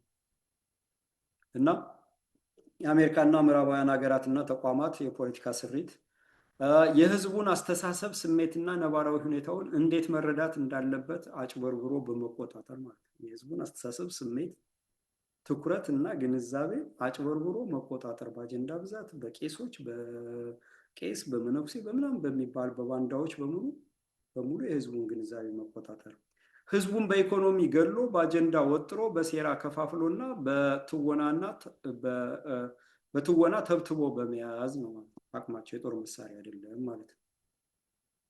እንግዲህ በአጠቃላይ መገንዘብ ያለብን ልድገማት፣ በአጠቃላይ በዋናነት መገንዘብ ያለብን የዘር አጥፊ እና ሀገር አፍራሽ እነዚህ ወያኔም ሆነ ኦሮሞማ ብአዴን አቅማቸው የጦር መሳሪያ አይደለም፣ የጦር ኃይል አይደለም አቅማቸው። አንደኛ ቅጥረኛ ባንዳ፣ ሴራ፣ ተንኮል፣ ምዕራባውያን፣ አሜሪካ የገንዘብ ድጋፍ፣ የአይኤምኤፍ፣ የወርልድ ባንክ፣ የእነዚህ የምዕራባውያን የፖለቲካ ተቋማት፣ ሲቪክ ተቋማት እና ኤንጂኦዎች፣ ፖለቲከኞች ህዝቡን በአስተሳሰቡን፣ ቋንቋውን፣ ትኩረቱን፣ ቀልቡን መቆጣጠር መቻል በሴራ፣ በፕሮፓጋንዳ፣ በቄስ፣ በፖለቲከኛ፣ በሚዲያ ጋጋታ፣ እንደገና በኢኮኖሚ በማደክየት፣ በአጀንዳ በመወጠር፣ በሴራ በመከፋፈል፣ በትወና ተብትቦ በመያዝ ነው አቅማቸው። እዚህ ላይ ነው መሰረት ያደረገው ማለት ነው። እዚህ ላይ ነው መሰረት ያደረገው። እንግዲህ ይህንን ሁሉ ካየንና ከተገነዘብን አሁን የእጅ መስጠት ነገርና ቀጣዩ እቅድ ነው። የእጅ መስጠት ነገርና ቀጣዩ እቅድ። እጅ የሚሰጠው ማን ነው? አንደኛ ስናይ እጅ የሚሰጠው ማን ነው? እጅ የሚሰጠው እንግዲህ እኔ አሁን ዋና ዋና የተባሉትን ነው የማያቸው። እጅ የሚሰጠው ቅጥረኛ ባንዳ ነው። ማየት ያለብን መሰረቱን በአማራ ባህልና ሀሳቤ እጅ መስጠት የለም። እጅ ለመስጠት ደረጃ አይደርስም። አማራ አሸናፊ ነው። እጅ በመስጠት ደረጃ አይደርስም፣ አሸናፊ ነው። ስለዚህ እጅ እየሰጠ ያለ ቅጥረኛ ባንዳ ነው፣ የተቀጠረ ነው። ቅጥረኛ ባንዳ ያልኩት ቅጥረኛ የጨመርኩበት ውል የገባበት ነው። ትእዛዝ ሲሰጠው ያንን ፈጽም ይባላል። ይሄ የስራ ድርሻ ጆብ ዲስክሪፕሽን አለው። የስራ ድርሻ ተጽፎለታል። በቅጥረኛነቱ አድርግ ብሎ አቅጣጫ የሚሰጠው አለ። በዛ ይሄዳል፣ በዛ ይነፍሳል። እስክንድር ነጋም ብዙ ሰዎች እንዲህ ብሎ ነው የሚሄድ ምናምን ይሉታል። የሚያዘው ሌላ አካል ነው፣ ከመጋረጃ ጀርባ ስላለ ነው። የህዝብ አስተያየት ወይንም ደግሞ የህዝብ ምናምን የወጣቱ ድምፅ ምናምን አይደለም፣ ጉዳዩ አይደለም። ያዘዘውን አድርግ ሲባል አለ ውጣ፣ ከአዲስ አበባና ከተማ ጫካ ግባ፣ ይገባል። ከጎጃም ውጣና ወደ ጎንደር ሂድ፣ ወደ ወሎ ሂድ፣ ወደ ሸዋ ሂድ፣ እነዚህን አስገድል ምናምን፣ እነከሌ መወገድ አለባቸው፣ እዚህ ቦታ እኮ እነሱን ራቅ በላቸው 50 ሜትር ምናምን፣ ይገደል። እንደዚህ እያደረገ ነው የሚሰራ እስክንድር ነጋ። ከጎኑ የነበሩት በድሮን ሲያልቁ የእሱ አለመመታት ይሄ ትእዛዝ ነው ማለት ነው። ስለዚህ እንደው አንድ ሶስቱን ነው መጥቀስ የምፈልገው የእጅ አሰጣጥ ላይ። ከጸዳሉ ደሴ ነው የምጀምረው። ጸዳሉ ደሴ መጀመሪያ ፋኖ ነኝ ብሎ ወጣ። ከዛ ትንሽ የጀግንነት ጨዋታ ምናምን አሳየ። ትንሽ ቆየና ባንክ መዝረፍ ጀመረ። ጸደይ ባንክ ምናምን ፋኖ ዘራፊ ነው ለማስባል። ከዛ በኋላ ሰው በሚያግቱት ምናምን ስሙ መነሳት ጀመረ። ያንን መስራት ጀመረ። ምን ነው ፋኖን እያቆሸሸ ነው። ይሄ ፋኖን እያቆሸሸ ነው። ፋኖና የፋኖን ህዝባዊነት እያጠፋ ነው። ከዛ በኋላ ከወንድሞቹ ጋር ጦርነት ገጠመ። ከነ ውባንታ ባተ ጀግኖች ፋኖች ጋር ገጠመ። ከዛ ቢችል እና በተሰጠው ገዛ በተሰጠው የጦር መሳሪያ ቢደመስሳቸው ስርዓቱ እየተቆጣጠረው ይሄዳል ማለት ነው። መጨረሻ ላይ ተደራድረን ከመንግስት ጋር ምናምን እንዲል ነበር ሀሳቤ። ግን ዲሽቃውን ነጠቁት። መንግስት የሰጠውን ዲሽቃ ነጠቁት። አብዛኛው ኃይል ወደ እነሱ እንዲገባ አደረጉ። የተወሰነ የነፍስ ወከፍ መሳሪያ ማረኩት ማለት ነው። ከዛ በኋላ ያን ሁኔታ ስላየ ስለተደረሰበት ለሙከራ ስርጭት ስለ እጅ መስጠት ምን እንደሚባል ለማጥናትም ምን ለማለትም ከመመታቱ በፊት ስለከሸፈ ጦሩም ጥሎት እየሄደ ስለሆነ እጅ ስጥ ተባለና እጅ ሰጠ ማለት ነው። በዛ መልክ እጅ ሰጠ። ሁለተኛውን ደግሞ ማስረሻ ሰጤን እንየው። ማስረሻ ሰጤ ከወያኔ እስር ቤት ተፈታ። ከዛ በኋላ ታዋቂ ሆነ፣ በየሚዲያው ቀረበ። ወጣቱን ስናደራጅ አገዘን፣ በቃ እየመጣ ምናምን ንግግር ምናምን አደረገ። ወጣቱን ስናደራጅ ያስረስም ባንዳነት ነገረን። የሳሙኤል አወቀን ገዳዮች አጣርተን ለፍርድ ለማቅረብ የክልሉ አቃቢ ህግ ነው ጉዳዩን የያዘው። እያዘገየብን እያምታታብን ያለው የክልሉ አቃቢ ህግ ነው። አስረስ ማረ ዳምጤና በዛን ወቅት ደግሞ እንትና ነበረ፣ ማነው ራሱ የደብረ ማርቆስ የምስራቅ ጎጃም አስተዳዳሪ የነበረው ምግባሩ ከበደ ነበር። እና የአስረስን ባንዳነት ነግሮናል ማስረሻ ሰጤ ያኔ ወጣቱን እንትን ስናደራጅ። ከዛ በኋላ ሰኔ 15 ተፈጠረ። ባልዋሉበት ባላደሩበት ገዳይ ተባሉ።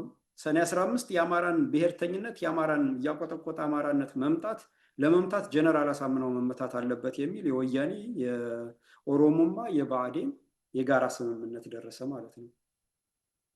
የሰኔ 15 እንደዛ ለመፈጠር ደግሞ ገዱ አንዳርጋቸው ዋና የአንበሳውን ድርሻ ይወስዳሉ። ገዱ አንዳርጋቸውና አገኘሁ ተሻገር። ጀነራል አሳምነው የክልል መሪ ተደርጎ ሲመረጥ ነው ከገዱ አንዳርጋቸው ጋር ግጭት የተጀመረው ማለት ነው። ስለዚህ በሰኔ 15 ጉዳይ እጅ እንስጥ አለ ዘመነ ካሴ። አይን ያልሰጥም ምናምን እኔ ወንድሞቼ ቢጠሉኝም አለና እያሌው መንበርሄ የስኳድ አባላትን ቢጠሉኝም እኔ ወዳችኋለሁ እያለ ድራማውን መስራት ጀመረ ዘመነ ካሴ። ያው ያችን ሻማ እያበራ ድፎ ዳቦውን እየበላ እንደዛ አደረገ። ማስረሻ ሰጠ። ከዛ ወጣ። ወርቁ አይተነው ገንዘብ ሰጠው ተባለ። ከዛ በኋላ ሰርግ ተደረገ፣ አገባ። ከዛ ደብረ ማርቆስ ዩኒቨርሲቲ ማስተርስ እድል ተሰጠው። ከዛ የአማራ ህዝባዊ ኃይል የሚባል መሰረቱ። ከዛ ወጡ። ዘመነም ወጣ ምናምን የአማራ ህዝባዊ ኃይል ተመሰረተ። ማስረሻ ሰጤ፣ አስረስ ማረ ዳምጤ፣ ዘመነ ካሴ፣ ተስፋዬ ታሪኩ፣ ጥላሁን አበጀ መስራቾች ናቸው። እነዚህ በሙሉ ሁሉም ባንዳዎች ናቸው፣ መስራቾች ናቸው። በብአዴን ዛጋ በትጥቅ የአገው ምድር የፈረሰኞች ቀን ሲከበር አይታችሁ ከሆነ እነሱም በአጃቢ እዚህ ጋር ይገፋፋሉ። ብአዴንም ዛጋ እንደዛ የሚያስችል ኃይል የላቸውም። እንደዛ የሚያስችል በወቅቱ ምንም አይነት ያንን የሚያስችል የላቸውም። ግን ብአዴንነታቸውን ይመሰክራል። ከመንግስት እኩል በአጃቢ ይዛ ተሰልፈው ህዝቡን ሲያታልሉ፣ ይሄ ራሱ ትልቅ የሚናገር ነው። ወደኋላ ሄዳችሁ ፈትሹት የሆነውን ሁሉ። ስለዚህ የአማራ ህዝባዊ ኃይል መሰረቱ። ከዛ ዘረፉ። እነ ማስረሻ፣ እነ አስረስ፣ እነ ተስፋዬ ታሪኩ በጣም ብዙ ገንዘብ ዘረፉ፣ ተመሳጠሩ፣ ወደዛ ወደዚህ አምታቱ። መቶ አለቃ ታያለህ ያን ሁሉ ታውቃለህ። አንተ እንኳን የዘረፍክ አይመስለኝም። አንተ ዘረፋ ውስጥ የለበትም። ሲዘረፍ ግን ታውቃለህ። መዘረፉን ታውቃለህ። መበላቱን ታውቃለህ። ዘራፊዎች እንደሆኑ ታውቃለህ። ዛሬም አብረሃቸዋለህ ከናስረስ ጋር እና ይህንን ታውቃለህ ማለት ነው። ከዛ በኋላ እስክንድር ወደ ጫካ ግባ ተባለ። ጫካ ገባ። ከዛ ወደ ጎጃም ወደ ምን አለ። ድራማ ሰራ። ግንባሩ ተቋቋመ። ግንባሩ ወደዛ ወደዚህ አለ። ስራውን ጀመረ። ትግሉን መሰረት ማሳጣት፣ መከፋፈል፣ ማጋጨት፣ ማስገደል ምናምኑን ተግባሩን ጀመረ እስክንድር ነጋ። ከዛ በኋላ ጎጃም ላይ ለናስረስና ለነዘመነ ጥለህ ውጣ ተባለ። ከዛ ማስረሻ እስክንድርን ተቀላቀል ተባለ። ከዛ ከጎጃም ወጣው፣ ተገፈው ምናምን አለ። ያንን ትወና ሰራ ማለት ነው። ከዛ በኋላ እጅ ሰጡ፣ ተደራደሩ ምናምን ተባለ። አሁን ትላንትና እጅ ሰጠ ተባለ። ይሄ ነው የታዘዘውን ያደረገ ማስረሻ ሰጤ። ሲጀመርም ብአዴን ነው፣ ሲያልቅም ብአዴን ነው ማለት ነው። ሶስተኛው ኮሎኔል ፋንታሁን ሟባው እናያለን። ኮሎኔል ፋንታሁን የወያኔ ኮሎኔልነት ስለሆነ ኮሎኔል ማለት ይከብደኛል። ወያኔን ኦሮሞማን የምንታገል ከሆነ ኦሮሞማና ወያኔ በአማራ መቃብር ላይ ትግራይና ኦሮሚያን ለማቆም የተቋቋሙ ድርጅቶች ስለሆኑ እነዚህ ድርጅቶች የሚሰጡትን የጦር ማዕረግ አልቀበልም። እነዚህ ድርጅቶች የሰየሙትን ኮሎኔልና እንትንነት አልቀበልም። ትግል የሚጀምረው ከዚህ ነው። እንደው ኮሎኔል ፋንታሁን ሟባው ለመውቀስ መጀመሪያ እንትንህን ቆርጠህ መጣል ነው የነበረብህ ወደ ትግል ስትገባ።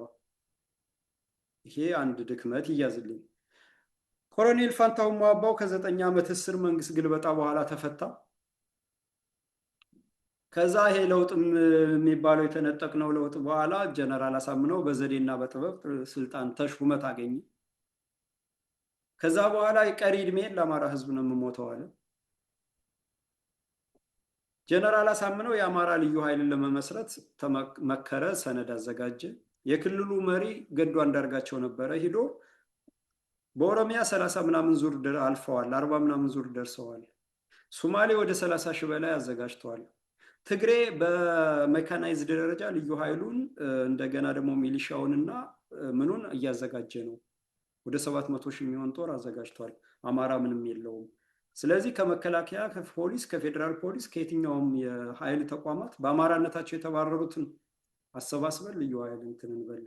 እንደው የለብ ለብ ስልጠና ሰጠን ብሎ ለገዱ አንዳርጋቸው ሰነድ አቀረበለት። ገዱ አንዳርጋቸው ሌባና ወንበዴ የተባረረ አላሰለጥንም ብሎ ወረቀቱን ጣለበት ማለት ነው።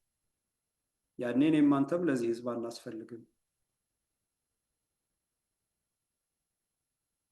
ይህንን እንደዚህ የምታደርግ ከሆነ ህዝቡ በራሱ ይጥፋ እንጂ አንተ መሪ ሁነህ እንድታስጠፋው እኔም መሪ ሁኜ እንድናስጠፋው ሁላችንም መኖር የለብንም ምናምን አለው። ከዛ ፈረመ፣ ለተግባራዊነቱ ፈረመ። ፈርሞ ወር ሳይሞላው ገዱ አንዳርጋቸው ከባህር ዳር ከክልሉ ነቅሎ ወጣና አዲስ አበባ ገባ። አዲስ አበባ ገቦ ለኦሮሞማ ለወያኔ ክልሉ ከእጃችን ወጥቷል ብሎ ሪፖርት አቀረበ። ያ ከሀገራትም ከኢትዮጵያ ውጭ ያሉ ሀገራትንም ኢትዮጵያ ውስጥ ያሉትንም አነቃቃና የአማራነት ብሔርተኝነት ላይ ዘመቻ ተጀመረ። እኛ ወጣቱን ስናደራጅ ከወረዳ ወረዳ ስንሄድ አንዳንዴ ድምፃችንን አጥፍተን ስንሰወር ከወያኔ እና ከኦሮሞ የደህንነት ተቋማት ጋር እቃቃ እየተጫወትን ነበር፣ ድብብቆሽ እየተጫወትን ነበር የምናልፈው።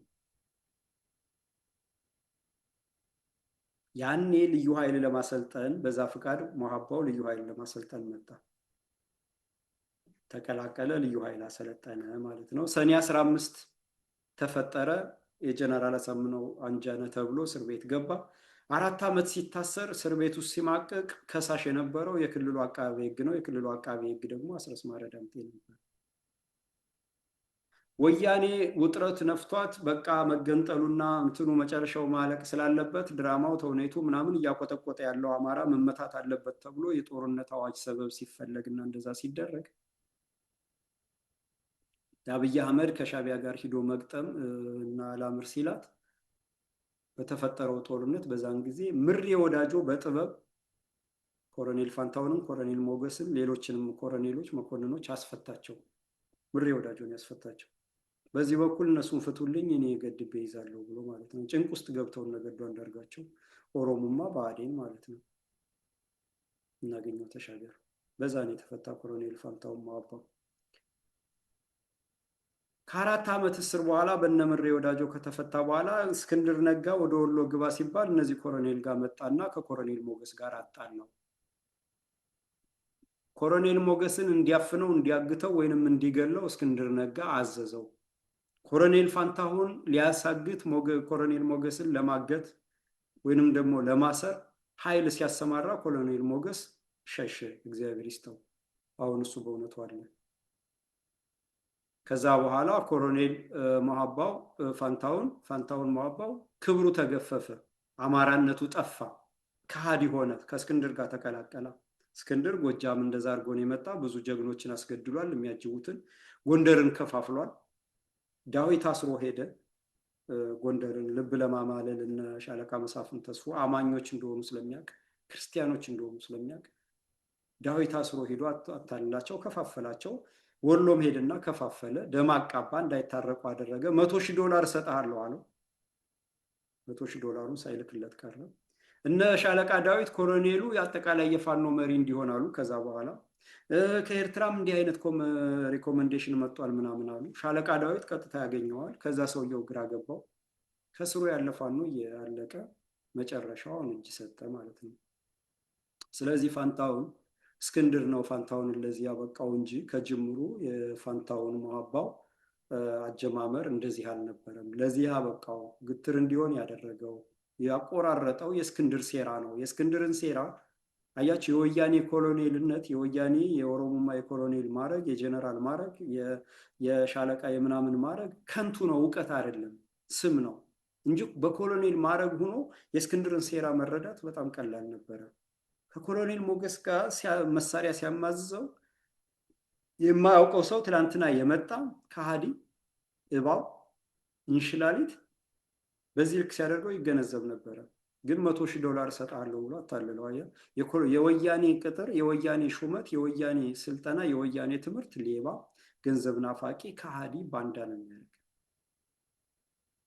ስለዚህ ያ ትምህርት ስላልጠቀመው መረዳት አልቻለም እንጂ ኮሎኔል ፋንታሁን እንደነ ማስረሻ ከጅምሩም ባንዳ ሆኖ አይደለም። እንደነ ጸዳሉ ከጅምሩም ባንዳ ሆኖ አይደለም። እንደነ ጌታ ስራደ እንደነ ሰለሞን አጠና ከጅምሩም ባንዳ ሆኖ ተቀጥሮ አይደለም ማለት ነው።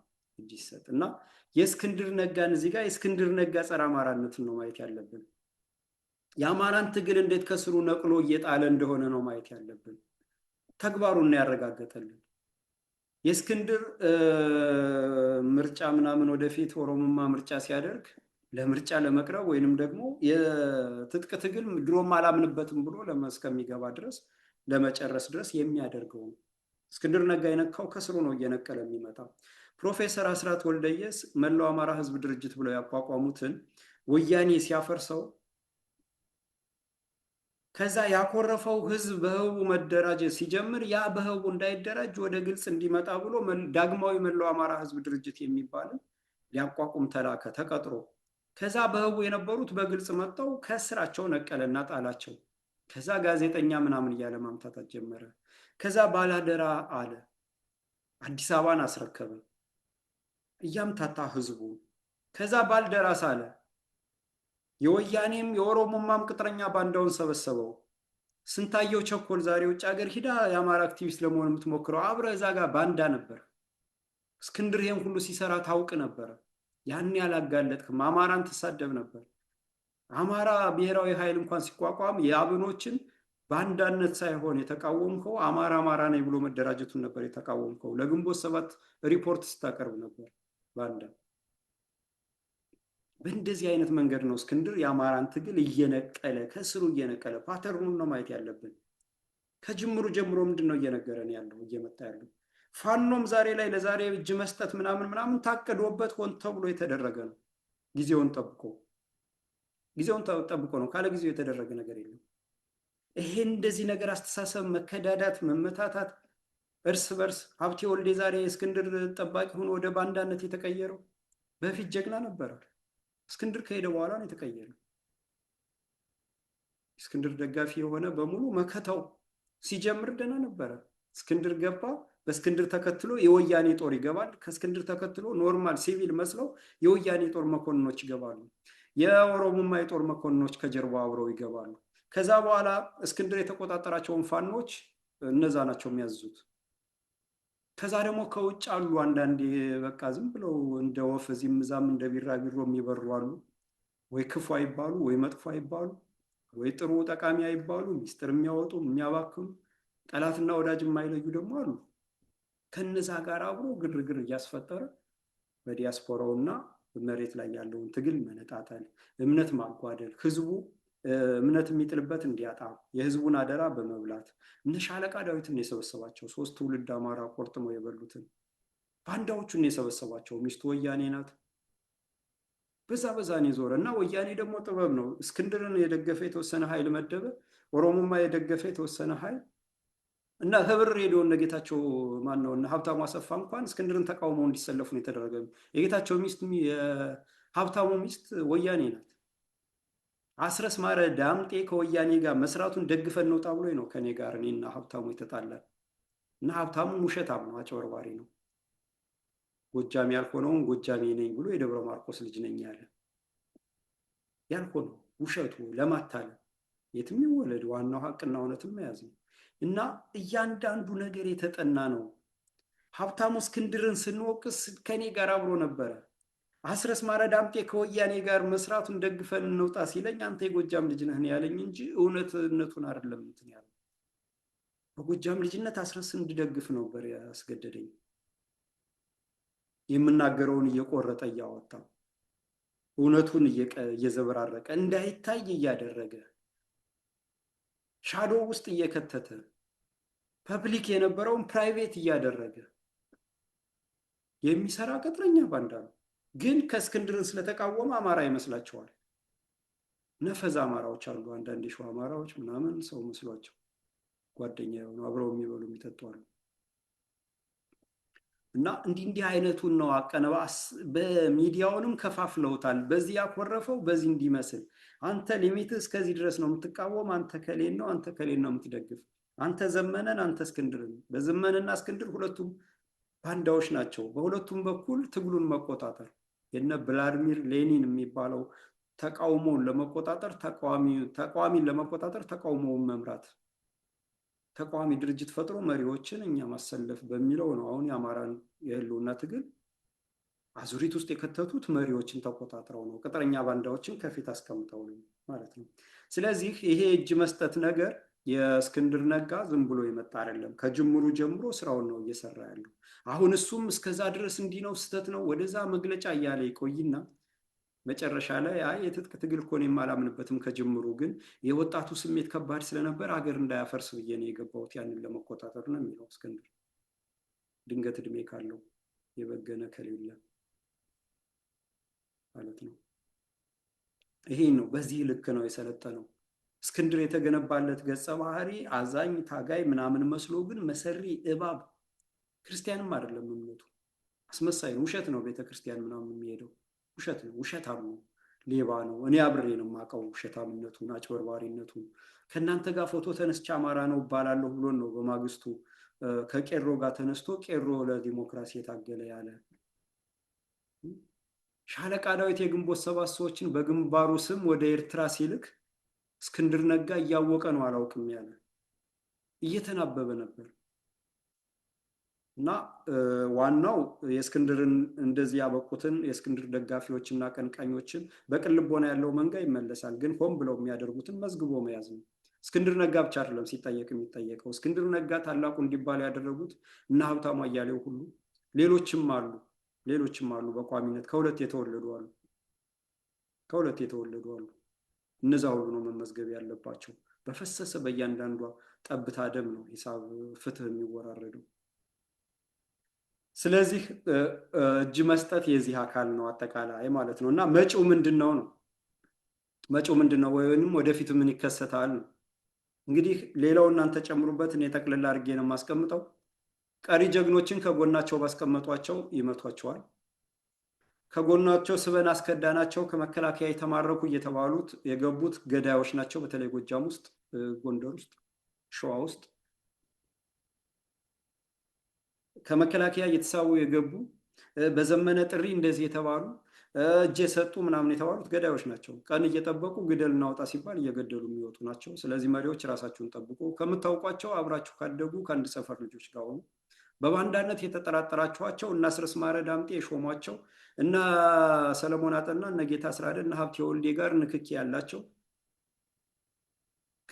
ከነ ኮሎኔል ፋንታሁን ጋር የነበሩ ከነ ማስረሻ ሰጤ ጋር የነበሩ እና አስረስ ማረ ዳምጤ እነ ተሰማ ካሳሁን የሾሟቸው ገዳዮች ናቸው በሙሉ። ከነሱ ስር ግንኙነት ያላቸው ገዳዮች ናቸው፣ በሸዋም በሁሉም ቦታ ማለት ነው። ስለዚህ ቀሪ ጀግኖች በእነዚህ ሰዎች መሰል ነገሮች ይገደላሉ። ለስብሰባና በተለያየ መንገድ እየተጠሩ በድሮን ይመታሉ። ሚዲያ ላይ ለመቅረብ እየኳተነ ሲመጣ እነ መሳይ መኮንን ስልኩን እየሰጡ ያስመታሉ ማለት ነው። አሁን እነ አስረስ ማረ ዳምጤ ጊዜያቸውን እየጨረሱ ነው። ለምን? እነ መሳይ መኮንን እየዞሩባቸው ነው። እነ አስረስ ማረ ዳምጤ ከህዝብ ከተተፉ ሚዲያውም አብሮ የተፋቸውና ሚዲያው ከህዝብ ጋር ይቀጥልና ሌላውንም ባንዳ ለማስመታትና ትግሉን ለማበላሸት ይቀጥላል። እና አስረስ ሚናቸውን ጨረሱ፣ ከጥቅም ውጭ ይሆናሉ ማለት ነው። እነዘመነ መጪው ጊዜ እንደዛ ነው የሚሆነው። አሁን አስረስ ላይ ተነስተውበታል።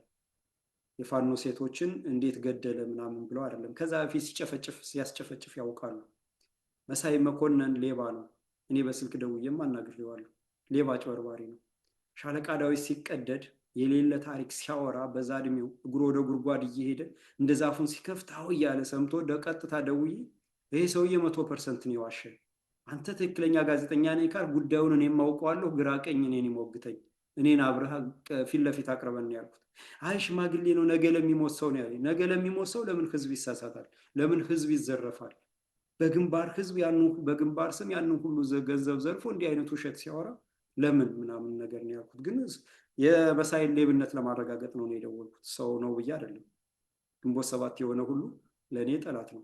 ግንቦት ሰባት ጋዜጠኛ፣ ፖለቲከኛ የሆነ ጸረ አማራ ነው፣ ጸረ ኢትዮጵያ ነው፣ ቅጥረኛ ነው፣ ባንዳ ነው እና ያንን ያረጋገጥኩ ነኝ። ግን እነዚህ ሰዎች አስረስ ማረ ዳምጤ የጎጃም ሴቶችን ሲገድል ህዝቡንና ፋኖን ለመነጠል ደም ለማቃባት ያደረገውን ልጆቹ ወንጀል ቢፈጽሙም እንኳ ይዞ መመርመር፣ ማን መለመላችሁ፣ ማን አሰለጠናችሁ፣ ምን ተብላችሁ ተሰለጠናችሁ፣ እስካሁን ማንን አስገድላችኋል፣ እስካሁን ምን አድርጋችኋል እየተባለ ለምርመራና ለሚዲያ ቀርበው ሌላውን እንዲያስተምሩ ይደረግ ነበረ። እውነት ቢሆን ኑሮ ግን ውሸት ነው። ውሸት ስለሆነ ነው ያስገደላቸው፣ ህዝብ ፋኖን ስም ለማጥፋት። መረጃም የሰጠ ለቢቢሲ ነው። ድሮ ወያኔ ጋር እደራደራለሁ ያለ ጊዜ መዓዛ መሐመድ ወያኔዋ ያገናኘችው ከቢቢሲ ጋር ነው። አሁንም እንደዛ ነው። እና ይሄንን አይነት ወንጀል ወንጀል ነው ምናምን ምናምን አሉ። ይሄ አይደለም ዓላማው። አስረስ ህዝባዊነቱን እያጣ ስለመጣ እነሱ ህዝባዊነታቸውን ለማስቀጠል የሚደረግ ነው ዋናው ዓላማ ማለት ነው። እና አስረስ የመጨረሻ ያሉትን ጸረ አማራ ተግባር በግልጽ በህቡ በዘዴ ወዘተ ያደርጋሉ። አሁን ከዚህ በኋላ ጸረ አማራ ነው ያሉትን ሁሉ በሙሉ ያስገድላሉ። ለምን? እነሱ እጣ ፈንታ ህዝባዊ ፍርድ ስለሚጠብቃቸው። ህዝቡን ማወክ፣ አጀንዳ መፍጠር፣ አንድነት በዚህ ወጥቶ በዚህ ወርዶ አንድ እንሆናለን፣ መጪው ጊዜ እንደዚህ ድራማ ይሰራሉ። ህዝቡን ያውኩታል፣ ውስጡን ያስበሉታል፣ ለስብሰባ ይጠራሉ፣ በድሮን ያስጨፈጭፋሉ። አስረስ በጠራው ስብሰባ እነ ተሰማ ካሳሁን የእነ አስረስ ኔትወርክ የእነ ዘመነ ካሴ ኔትወርክ በጠራው ስብሰባ የምትገኝ ፋኖ በቁምህ እንደሞትክ ቁጠረው። በቁምህ እንደሞትክ ቁጠረው። ህዝቡን ፋኖነን በሚሉ በባንዳዎች ተዋረድ በሚመራ ምርኮኛና በምርኮኛ ስም ሰልጥኖ በገባ ገዳይ በተላከላቸውና በተሰጣቸው ህዝቡን ያማርሩታል። አማራን እንዲማረር ያደርጉታል። ህዝቡ በፋኖ በቃ እንዲሰለች ምናምን ያደርጉታል። እናስረስ ቀጥታ አይደለም፣ በዛው በኔትወርኩ ነው በየአካባቢው። ከዛ ህዝቡ በፋኖ ሲማረር የጠላት መንግስት ብአዴን ወያኔ ምናምን የሚያስተባብሩት ብአዴን ጸረ ፋኖ ሰልፍ ይጠራል ማለት ነው። ጸረ ፋኖ። ስለዚህ ፋኖ አንፈልግም የሚል ሰልፍ ምናምን ይጀመራል ማለት ነው። እንዲህ አይነት ድራማ ነው የሚደረገው ከዚህ በኋላ የፋኖን ህዝባዊነት ማጥፋት ማለት ነው። ስለዚህ ራስ ከመጥፋት ባንዳ ይጥፋ፣ ትግሉ ከሚጠፋ ቅጥረኛ ባንዳዎች ይጥፉ። እንግዲህ ቀላል ነው ነገሩ ማለት ነው። መፍትሄ ምን እናድርግ ነው? ስሜትን መቆጣጠር፣ መረጋጋት፣ ከባንዳዎች ኔትወርክ መጽዳት፣ ወደ አካባቢ መመለስ፣ የአካባቢ ልጅ ጋር ከትግሉ ጋር ከምንተማመናቸው ጋር አብረን መሆን፣ ከተፈተኑት ጋር ከምናውቃቸው ከትውልዳቸው ጋር ከማናውቃቸው ተማርኮ የመጣ ነው ትግሬ ነው ታማኝ ነው እንደዚህ ነው የት ይሄድ ምናምን የሚሉ ደናቁርትም አሉ። እንዲህ አይሰራም። ትግሬ ከሆነ ወደ ትግራይ ይሄድ፣ ኦሮሞ ከሆነ ወደ ኦሮሚያ ይሄድ። በቃ ትግሉን ሲያገለግል የነበር እናመሰግናለን። አለቀ። ከነዛ ጋር መሆን፣ ስሜትን መቆጣጠር፣ ሁኔታውን መገንዘብ፣ አካባቢውን ማንበብና መቃኘት፣ ዙሪያን መቃኘት፣ መቸኮል ይሄ ነው ካገኙት ጋር ማውራት አያስፈልግም። ትንሽም ቢሆን ወደ ትግሉ ዘለው የገቡትን በቡድን የተጀመሩትን መፈተሽና ማስወጣት። የጎጃም አማራ ካልሆነ የጎንደር አማራ ከሆነ ሂድ ጎንደር፣ የሸዋ ከሆነ ሸዋ ሁን፣ የወሎ ከሆነ ወሎ እና አካባቢ ላይ ሁን። ለምን መጣህ እዚህ? ይህንም መመርመር እና ማድረግ ማለት ነው። ኦሮሞ ነኝ እንደዚህ ነኝ፣ አይ ግድ የለም። ችግር ካለብህ ስጋት ካለብህ ዞር በል እዛ ጋር። ትግል ውስጥ ግን አትሆንም። ቁርጠኝነት ያስፈልጋል። ከወያኔ ጋር እየተዋጋን የወያኔን ቋንቋ መጠቀም፣ የወያኔን ኮሎኔል ማለት፣ የወያኔን ጀነራል ማለት፣ የወያኔን ሽርጥ መልበስ፣ በወያኔ አስተሳሰብ በኦሮሞም አስተሳሰብ፣ ይሄ ሁሉ ነው መቆራረጥ የሚያስፈልገው ማለት ነው። ወደ አካባቢ መመለስ፣ ማንኛውም ሹመኛ ማውረድና የናስረስ ኔትወርክ፣ የነዘመነ ኔትወርክ፣ የነስክንድር ኔትወርክ፣ የስኳድ የነጌታ ስራደ ኔትወርክ በቁጥጥር ስር ማዋል እና መመርመር፣ ቅጥረኛ ባንዳን መልቀም። በቃ ቅጥረኛ ባንዳን ከየአካባቢው ማጽዳት። ህዝብ ማለቅ የለበትም። ትግላችን ብዙ ሚሊዮን ዋጋ ተከፍሎበታል። መቀዛቀዝ የለበትም ማለት ነው። ስለዚህ የብአዴንን መዋቅር ይሄ የጠላት ስሪት ቅድም ደጋግሜ ተናግሬዋለሁ። አሜሪካና ምዕራባውያን ወያኔንና ኦነግን ፈጠሩ። ከዛ በፊት ደርግን ፈጠሩ። ከዛ በኋላ ወያኔንና ኦሮሞማን ፈጠሩ፣ ኦነግን ፈጠሩ። ከዛ በኋላ ኦነግና ወያኔ ደግሞ ብአዴንን ፈጠረ። ብአዴን ደግሞ ቅጥረኛ ባንዳ እናስረስን መለመለ፣ እነዘመነን አዘጋጀ እና ሀብታሙ አያሌውን አዘጋጀ። አሜሪካ እስክንድርም ነጋንም አሜሪካኖች ናቸው የመለመሉት። ከአሜሪካ ነው ተመልምሎ የመጣው። ከዛ በኋላ ጸረ አማራነቱን አይተው ጸረ አማራ ነው አማራ ያለ ብሎ አያምንም። ስለዚህ የዚህ ስርዓት መሰረት ብአዴን ነው። የብአዴን መሰረት ቅጥረኛ ባንዳዎች ናቸው። የስርዓቱ አጠቃላይ መሰረቱ ያለው ቀበሌና ወረዳ ላይ ነው። ቀበሌ ላይ ያለው አመራር ከዋናው ከጸረ አማራ ኃይሎች የሚመጣውን እንትን የሚያስፈጽመው ነው። ስለዚህ ቀበሌን መቆጣጠር፣ የብአዴን መዋቅር ከቀበሌ መንቀል እህትም ይሁን ወንድም ወንጀል ከሰራ በቁጥጥር ማዋል፣ ወንጀል ካልሰራ እልፈት ዞር በል ማለት። ቀበሌን መቆጣጠር፣ ወረዳን መቆጣጠር ከስር ጀምሮ ግርግር የፈጠረ ህዝቡ የማያውቀው አብሮት የታገለው ያልሾመው ከሌላ መጥቶ ሊሾም አይችልም። ታዋቂ ስለሆነ ስመጥር ስለሆነ በየሚዲያው ስለቀረበ አይሰራም። በየሚዲያው የቀረበ እንደውም ለትግል አይሆንም። የሰለጠነ ነው እና የአማራ ትግል ጠላት ብዙ መሆኑን ፈረንጁም አረቡም የሀገር ውስጥ ባንዳውም ወራሪውም የባንዳ ዘሩ ምኑም በሙሉ ስለሆነ የተወሳሰበ ስለሆነ በሚዲያ ላይ ስሙ የገነነ በፍጹም መሆን አይችልም።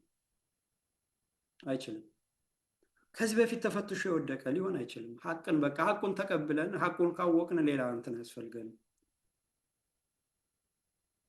እና ይሄንን መሰረት እናድርግ እላለሁ። የዛሬው ዝግጅት እዚህ ጋር አበቃለሁ። በሚቀጥለው በሌላ ዝግጅት እንገናኛለን። እስከዛው ድረስ የፍኖተ አማራ ዩቲዩብ ቻናልን ሼር፣ ሰብስክራይብ፣ ላይክ እናድርግ። የዘመድ ቲቪን ሳተላይት ቴሌቪዥንን ባለቤት እንሁን፣ እናግዝ፣ እናበርታ። የምንችለውን ሁሉ እናድርግ። የመጨረሻዋ ሰዓት ላይ ነን። ሊነጋ ሲል ጨለማው ይከብዳል ይባላል። አሁን ሴራው ነው የከበደ እንጂ ትግሉ አይደለም የከበደው፣ ሴራው ነው የከበደ። ሴራን መረዳት አለመቻል፣ መንጋው በውሸት ትርክት አእምሮ የተረበሸ ግንዛቤውን አስተሳሰቡና ትኩረቱን ስለተቆጣጠሩት ያንን መስበር ግብ ላይ ነን። እንሰብረዋለን። እውነት ያሸንፋል፣ አማራነት ያሸንፋል፣ ፋኖ ይነግሳል፣ ጠላት ይወድማል፣ አጥፊ ይጠፋል፣ ወንጀለኛ ይቀጣል ማለት ነው። አመሰግናለሁ። በሚቀጥለው በሌላ ዝግጅት እንገናኛለን። እስከዛው ቸር ይግጠመን።